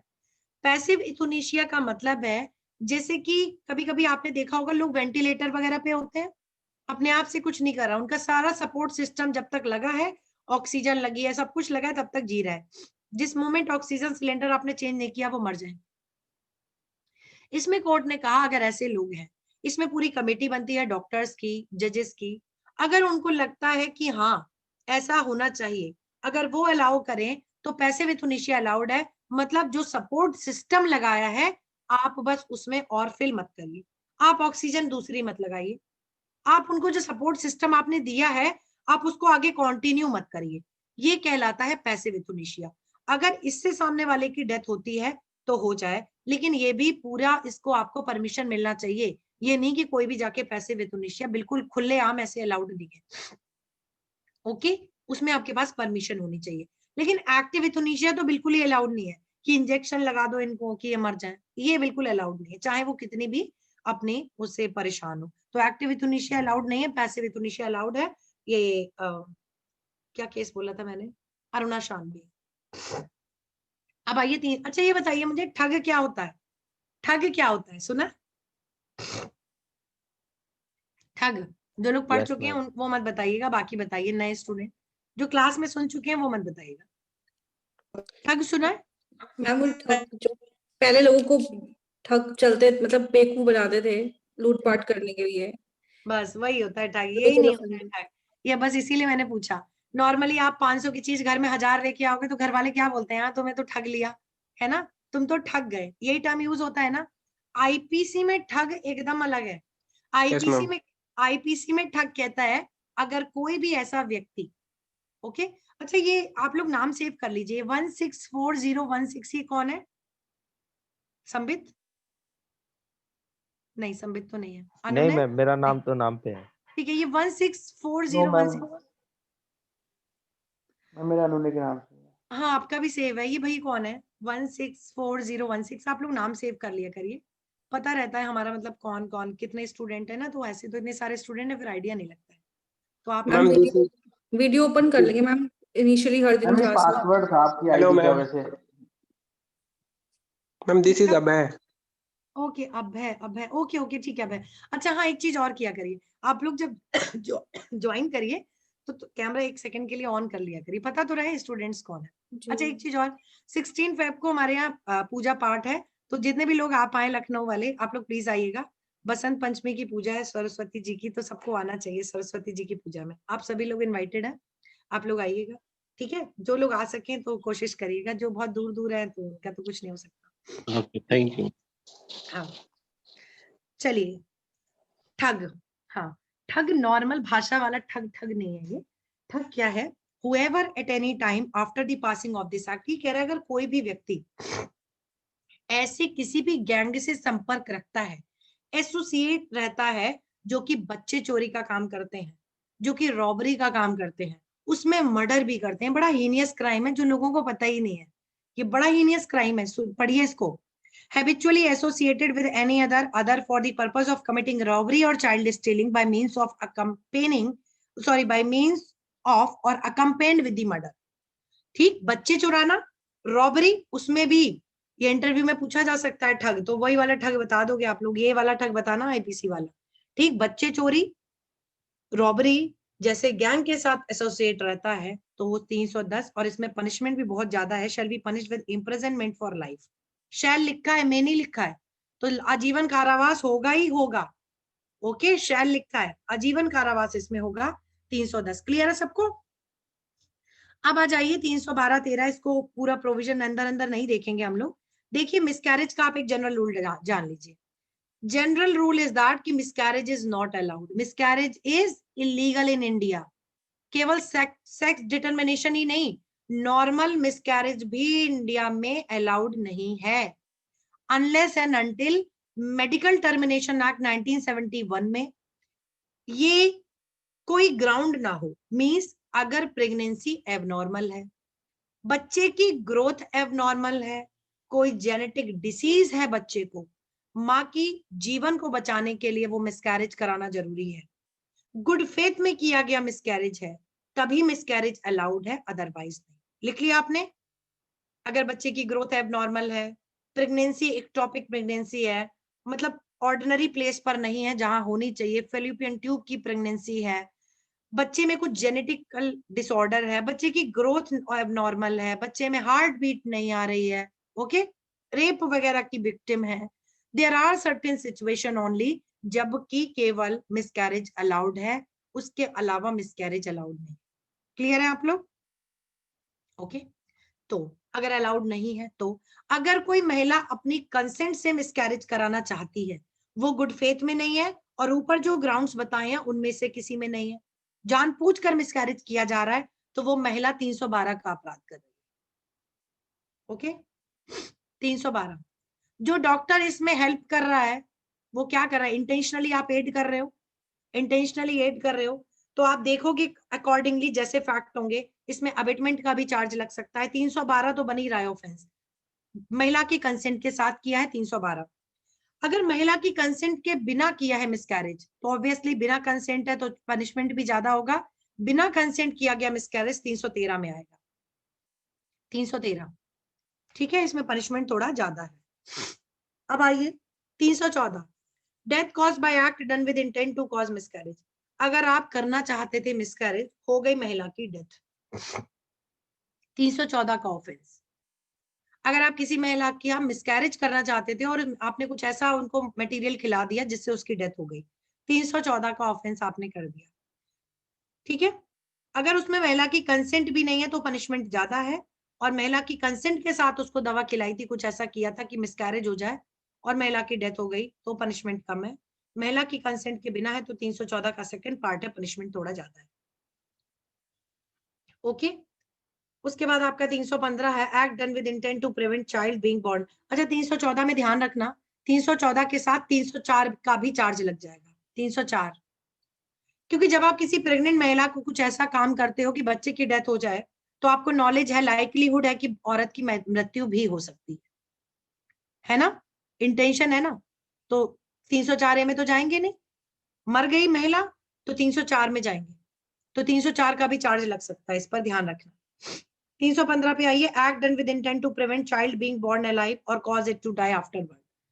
अगर आपने कोई ऐसा काम किया है कि महिला प्रेग्नेंट है और आपने कोई ऐसा काम किया है कि उस बच्चे की डेथ हो जाए गर्भ के अंदर, या तो जब वो बच्चा पैदा हो तो कुछ समय बाद मर जाए और वो बच्चा मर गया, आपने ऑफेंस किया 315 का। और भी कहीं कोई ऑफेंस किया आपने अगर बच्चा ऐसा मर गया तो बताइए? नहीं किया, और कहीं नहीं किया। अगर आपने कोई एक्ट ऐसा किया, कोई लेडी प्रेग्नेंट है कि बच्चा या तो जब पैदा हो तो मरे, पैदा हो तो, पेट में ही नहीं, अभी नहीं मरना है, अभी मरना है तो मिसकैरेज आ जाएगा 312 या 313। आपका काम ड्यूरिंग दी प्रेगनेंसी है, लेकिन उसका रिजल्ट ऐसा आएगा कि बच्चे की डेथ मरने के बाद होगी या तो मरा ही हुआ पैदा होगा, ठीक है। अगर बच्चा मरा हुआ पैदा हो या जिंदा पैदा हो बट कुछ समय बाद मर गया, 315 का ऑफेंस किया है। बताइए सबको क्लियर है सब ये बात? 315 में बच्चे की डेथ हो रही है, 314 में महिला की डेथ हो रही है बच्चे की जगह। ध्यान रखना, कंफ्यूज नहीं होना, ये आपको रिवाइज करना है, पेपर तो यहीं से आएगा मेरी गारंटी है, बस आप याद कर ले जाओ, जितना मैं बताती हूँ उतना ही बहुत है, मैं बहुत डीप में जाके बता रही हूँ। आप अगर इतना याद कर लोगे तो प्रॉब्लम नहीं आएगी, लेकिन आप याद कर रहे हो कि नहीं अभी टेस्ट बताएगा। आईपीसी जिस दिन कंप्लीट होगी उस दिन आपका टेस्ट होगा, अगले दिन उसकी। चलिए 316 में आ जाइए, 316, causing death of quick unborn child by act amounting to culpable homicide। अगर आपने ऐसे किसी बच्चे की डेथ की है जिसमें कि अगर आप महिला की डेथ कर देते तो 300, तो फिर आपके ऊपर 304 का चार्ज लगता। जैसे प्रेग्नेंट महिला को आपने पॉइजन खिलाया कि बच्चा मर जाए, तो महिला भी तो मर सकती है ना, मतलब थोड़ी डोज खिलाई, ज्यादा नहीं खिलाई, ज्यादा खिलाई तो सीधे है ये मर्डर। थोड़ी डोज खिलाई, आपने कुछ ऐसा काम किया, महिला प्रेग्नेंट है, आपने सीढ़ियों पर ऑयल डाल दिया, तो जब बच्चा मरेगा तो महिला भी तो मर सकती है ना, नॉलेज तो है ना इस एक्ट के, से महिला की डेथ हो सकती है। भाई अगर उसके गर्भ में बच्चे की डेथ हो गई तो मे भी पॉइजन फैल जाए और महिला को समय पर ट्रीटमेंट नहीं मिला, महिला की डेथ हो सकती है, तो महिला अगर मर जाती तो 304 का चार्ज लगता। अगर ऐसे में बच्चे की डेथ होती है 316, 316। अब थोड़ा ज्यादा इंपॉर्टेंट है 317 और 318। 317 में वैसे केसेस आते हैं जहां पर कोई माँ बाप या कोई भी ऐसा व्यक्ति जिसको बच्चे का चार्ज है, जो बच्चे का देखभाल करता है, अगर किसी के पेरेंट अपने बच्चे को फेंक दे, झाड़ी के पीछे फेंक दें, रेतीली जगह में रखाएं, हे बेबी आप लोगों ने मूवी देखी होगी, वो 3 जो लड़के होते हैं वो बच्चे को बाहर रखाते हैं और बारिश हो जाती है और उसमें बच्चे की डेथ हो जाए, ठीक है। इसमें लिखा है एक्सपोजर या abandonment of child under 12 year, 12 year underline करिए पीटी के लिए, बाय पेरेंट और person having care of it, या तो पेरेंट्स या तो कोई ऐसा पर्सन जिसको जो केयर टेकर हो, अगर वो ऐसे बच्चों को एक्सपोजर उसका करता है या ऐसे फेंक देता है, ठीक है, तो उन्होंने 317 का ऑफेंस किया है। However the father mother child having the care shall expose or leave such child in any place with the intention of wholly abandoning such child. Abandon के पर्पस से, मर जाए ये जरूरी नहीं है, आपने फेंक दिया है, it is more than enough, आपने ऐसी जगहों पर छोड़ आया है, it is more than enough, ठीक है। 317। 318 है कंसीलमेंट, कुछ लोग बच्चे की बर्थ को छुपाने के लिए, ठीक, बच्चे की बर्थ को छुपाने के लिए उस बच्चे की डेड बॉडी को, ये बड़ा जरूरी है, देखो अगर जिंदा बच्चा आपने डस्टबिन में डाल दिया, पैदा हुई लड़की जो कि अक्सर दिखता है, जिंदा बच्चा आपने झाड़ी के पीछे फेंक दिया, जीवित है अगर, 317 लग जाएगा। बच्चा मर चुका है और अब आपने फेंक दिया इस इंटेंशन से कि बच्चा हुआ ही नहीं, उसकी बर्थ को कंसील करने के लिए 318 लगेगा। whoever by secretly burying or otherwise disposing of the dead body of a child, whether such child dies before or after the birth, इससे फर्क नहीं पड़ता कि जन्म के दौरान या जन्म के बाद बच्चा मरा, आपने उस डेड बॉडी को डिस्पोज ऑफ करने की इंटेंशन से उसको, मतलब सीक्रेटली उसको डिस्पोज ऑफ किया, इस इंटेंशन से कि उसके बर्थ को सीक्रेट रखा जा सके, आपने 318 किया। क्लियर है? ठीक, यहाँ पर बच्चे की डेड बॉडी को कंसील कर रहे हैं, वहां पर बच्चे को फेंक रहे हैं, बच्चा अलाइव है। 319 320 हमने कर ही लिया साथ साथ, ठीक है।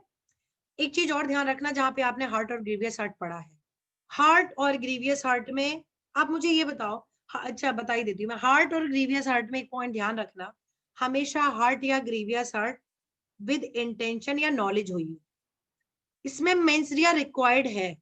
आप जिसके के ऊपर 323 325 वगैरह के चार्ज लगाते हो ना कभी भी, हार्ट या ग्रीवियस हार्ट, इसमें इंटेंशन को प्रूव करना पड़ता है, या तो आप ये साबित कर दो कि अभियुक्त व्यक्ति ने विद इंटेंशन हार्ट कॉज की, या विद इंटेंशन या तो इसको नॉलेज थी। बिना इंटेंशन बिना नॉलेज के हार्ट ग्रीवियस हार्ट पनिशेबल नहीं है आईपीसी, ओके, वॉलंटरली होना चाहिए, मतलब आप बाय मिस्टेक लग गया है ना, बाय मिस्टेक लग गया, ये पनिशेबल नहीं है। एक चीज और याद रखना, हार्ट की डेफिनेशन बड़ी अजीब है, क्या हार्ट में बाल खींच लिया बॉडी पेन हो गया तो हार्ट हो जाएगा, पेट में घूसा मार दिया बॉडीली पेन हो गया, और इसका विजिबिलिटी होना भी जरूरी नहीं है।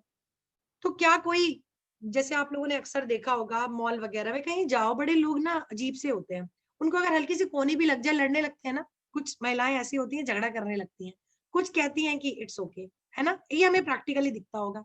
अब वो आपके ऊपर हार्ट का चार्ज लगा दे तो मुझे बॉडीली पेन हुआ, तब क्या करोगे आप?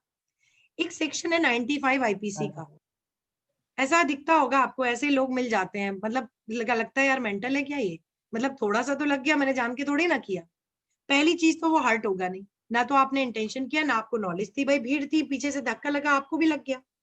आप अगर, लेकिन एक बात और भी है, अगर आपने जानबूझ के मारा है तो भी आप बचोगे नहीं, क्योंकि इसमें इंटेंशन वो आपको प्रूव करना पड़े, वो वैसे सर्कमस्टांसेस प्रूव कर देंगे सीसीटीवी फुटेज वगैरह से, आपने जानबूझ के पहले से गए प्लानिंग करके, इधर से सीधे निकलूंगा, थोड़ी सी ऐसे कोनी लगाऊंगा और उसके कोनी मार दूंगा, आप नहीं बचोगे, ठीक। और अगर बाय मिस्टेक है, एक सेक्शन है 95 आईपीसी का, क्या कहता है, अगर बहुत छोटी मोटी हार्ट है उनका कॉग्निजेंस लॉ नहीं लेता है, तो ये ध्यान रखना, हार्ट में ये लगता है, अब सामने वाला कह दे कि भाई ये इतनी छोटी चीज है, इसका तो कोई नॉर्मली कॉग्निजेंस भी नहीं लेगा, आपके ऊपर चार्ज नहीं लगेगा। क्लियर है?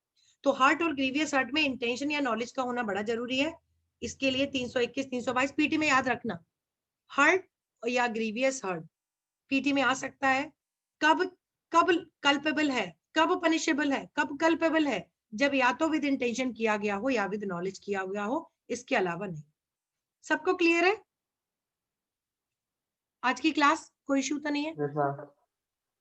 Yes, ma'am. Okay hello ma'am. हाँ मैम एक क्वेश्चन है 301 का। इसमें जो ये लिखा है कि डिस्क्रिप्शन जो पनिशमेंट का है वो वही होगा जो अगर इंटेंशन जिसकी डेथ कॉज करने की थी उसका डेथ हुआ होता। तो इसमें जो मैम सेक्शन 300 है इसकी जो फर्स्ट एक्सेप्शन है ग्रेव एंड सडन प्रोवोकेशन वाली, इसमें जो इलस्ट्रेशन में ये कह रहा है कि जो प्रोवोकेशन तो जेड ने दी थी, मर्डर हो गया चाइल्ड का, तो यहाँ पे ये मर्डर लगा रहा है। तो मतलब इस एक्सेप्शंस के केसेस में फिर कैसे देखेंगे 301 का? एक मिनट, कहाँ मर्डर लगा रहे हैं? कौन सा इलस्ट्रेशन? एक सेकंड, इलस्ट्रेशन 1 कह रहे हो ना, बच्चा मर जाता है। देखिए हाँ मर जी, जाता हाँ है जी। या मार दिया है, दोनों में बड़ा डिफरेंस होता है। देखिए एक्सेप्शन का इलस्ट्रेशन 1 मैं निकालूं, एक सेकंड। एक्सेप्शन 1 ये इलस्ट्रेशन 1 कह रहा है ना, A under influence of passion excited by provocation given by Z, okay, intentionally kills by, right. Okay. तो आइए देखो ये है, इसको मैं पेन टैप से समझा दूं आपको। देखो ये बड़ा सिंपल है, इसमें कुछ है नहीं। आपने देखो प्रोवोकेशन वगैरह ना तब काम करता है, अब आपको मैं बता ही दूं, यहाँ पर कुछ मिनट लगेंगे।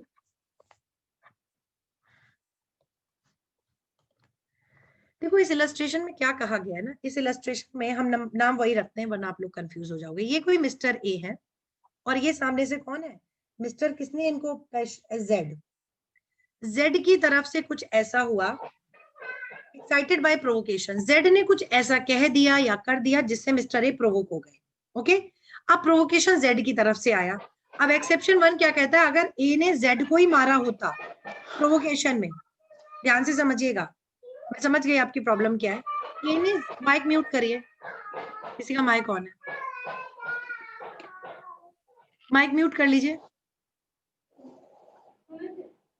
किसका माइक ऑन है भाई? Mic mute.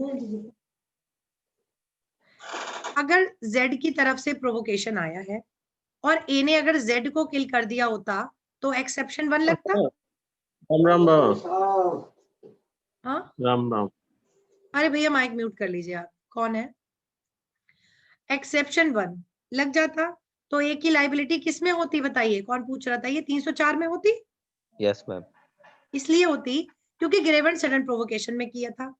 अब इन्होंने मार दिया इंटेंशनली वाई को, इंटेंशनली वाई को मारा है। वाई की तरफ से तो प्रोवोकेशन आया नहीं था, आया था क्या? नहीं आया था। वाई की तरफ से प्रोवोकेशन आया नहीं था, तो इन्होंने, अगर ये देखो मैंने क्या बताया, आप ये चेक करोगे कि अगर इन्होंने जेड को मारा होता तो क्या लाइबिलिटी होती? जेड की तरफ से प्रोवोकेशन आया था इसलिए 304 बना था। अगर जेड की तरफ से प्रोवोकेशन ना आता तो कौन सा ऑफेंस करते? ये 302 करते। Yes, ma'am. किसने पूछा था ये क्वेश्चन? आप बताइए, आपको समझ आ रहा है? हाँ जी। अब देखो वाई को मारा इन्होंने, वाई की तरफ से तो प्रोवोकेशन आया नहीं, तो इनको 304 क्यों लगेगा? इनके ऊपर 302 नहीं लगेगा? इसको समझने का ये करेक्ट तरीका है नहीं। मैं मेंस में दूसरी, मैं रेगुलर क्लास में दूसरी तरह समझाती हूँ, वो देखिए। अब मैं बताती हूँ आपको इसको। आइए, अब टाइम की कमी है ना, वरना आईपीसी तो हम ऐसा पढ़ा दे आप लोग को कि एकदम यहाँ पे बैठ जाएगा, एक प्रॉब्लम गलत नहीं होगी। बस वही है कि क्रैश कोर्स है और विद इन टाइम मुझे पूरा करना है। चलिए आइए एक्सेप्शन 1 पढ़िए। When culpable homicide is not murder, culpable homicide is not murder if the offender, while deprived of the power of self control by grave and sudden provocation, causes the death of person who gave the provocation.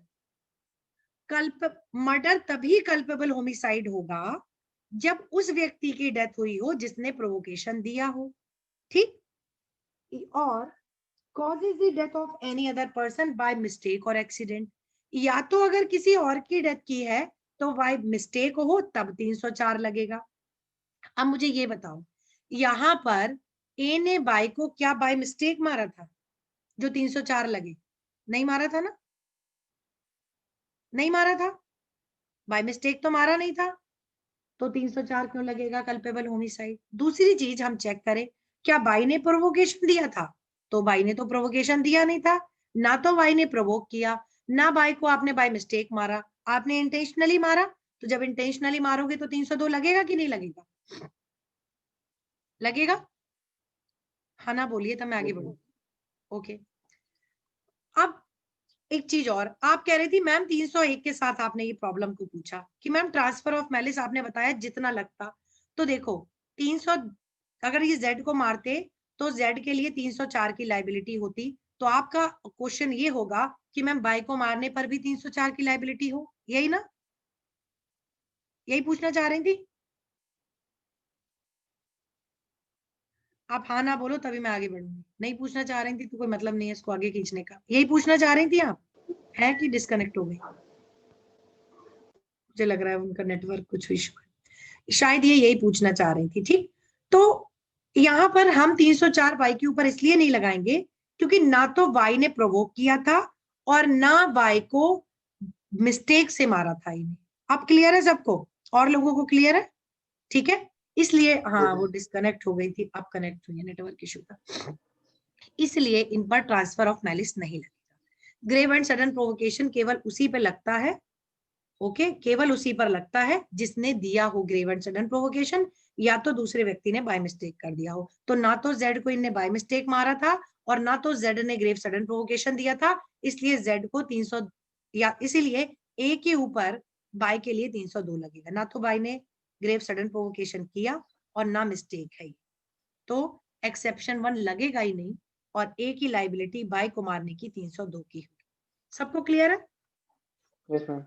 चलो ठीक है, excuse me ma'am. हाँ जी, संबित नहीं, अभय जी, हाँ बताइए। Ma'am question है, definition है जो सेक्शन 18, इसमें इंडिया की डेफिनेशन दी हुई है, हाँ तो इसमें मैम जो excluding the state of Jammu Kashmir ये अब होगा, रिपील हो अब गया ना, होगा, अब होगा, अब आएगा, इंक्लूडिंग आएगा। ओके अब तो इंक्लूडिंग आएगा ना। अब तो जम्मू एंड ओके कश्मीर जो रिऑर्गनाइज अभी जो अमेंडमेंट हुआ है आप उसको पढ़िए, उसमें अब तो इंक्लूड होगा। मैं 18 समझते ही ओके। आपका क्वेश्चन समझ गई, यही क्वेश्चन होगा। Thank you ma'am. चलिए ओके ओके, थैंक यू। चलिए फिर कल मिलते हैं। ओके, अच्छा एक बात और, आप लोग परेशान ना हुआ करिए, 8 बजे पर्सनल मैसेज मत किया करिए, 8 से 8:05 पर क्लास में लिंक आ जाएगा। एक्चुअली क्या है ना, छोटी वाली बेटी बहुत छोटी है, तो कभी कभी वो देख लेती है मैं जा रही हूँ, तो उसको फिर मुझे मैनेज करना बड़ा मुश्किल होता है। वो देख लेती है तो मुझे उसको 5 मिनट कैसे भी समझा के आना पड़ता है इधर। ठीक है, तो वो ग्रुप में आपके लिंक आएगा ही आएगा, आप उसको क्लिक करिए और क्लास में हो जाइए। ओके, एक्सक्यूज मैम, एक्चुअली क्या है, इस कई बार बीच में क्लाइंट आ जाते हैं, तो ये जो वीडियो जो रिकॉर्डिंग है वो सेंड कर दिया। अच्छा ठीक है, मैं ग्रुप में सेंड कर दूं। एक चीज और, ग्रुप में कुछ लोगों ने वीडियो को शेयर भी किया है, डाउनलोड भी किया है, तो प्लीज आप लोग ये मत किया करिए, है ना। कल मैंने देखा था 7, 8, 6 डाउनलोड्स हैं, डाउनलोड और उसको दूसरों को शेयर मत करिए।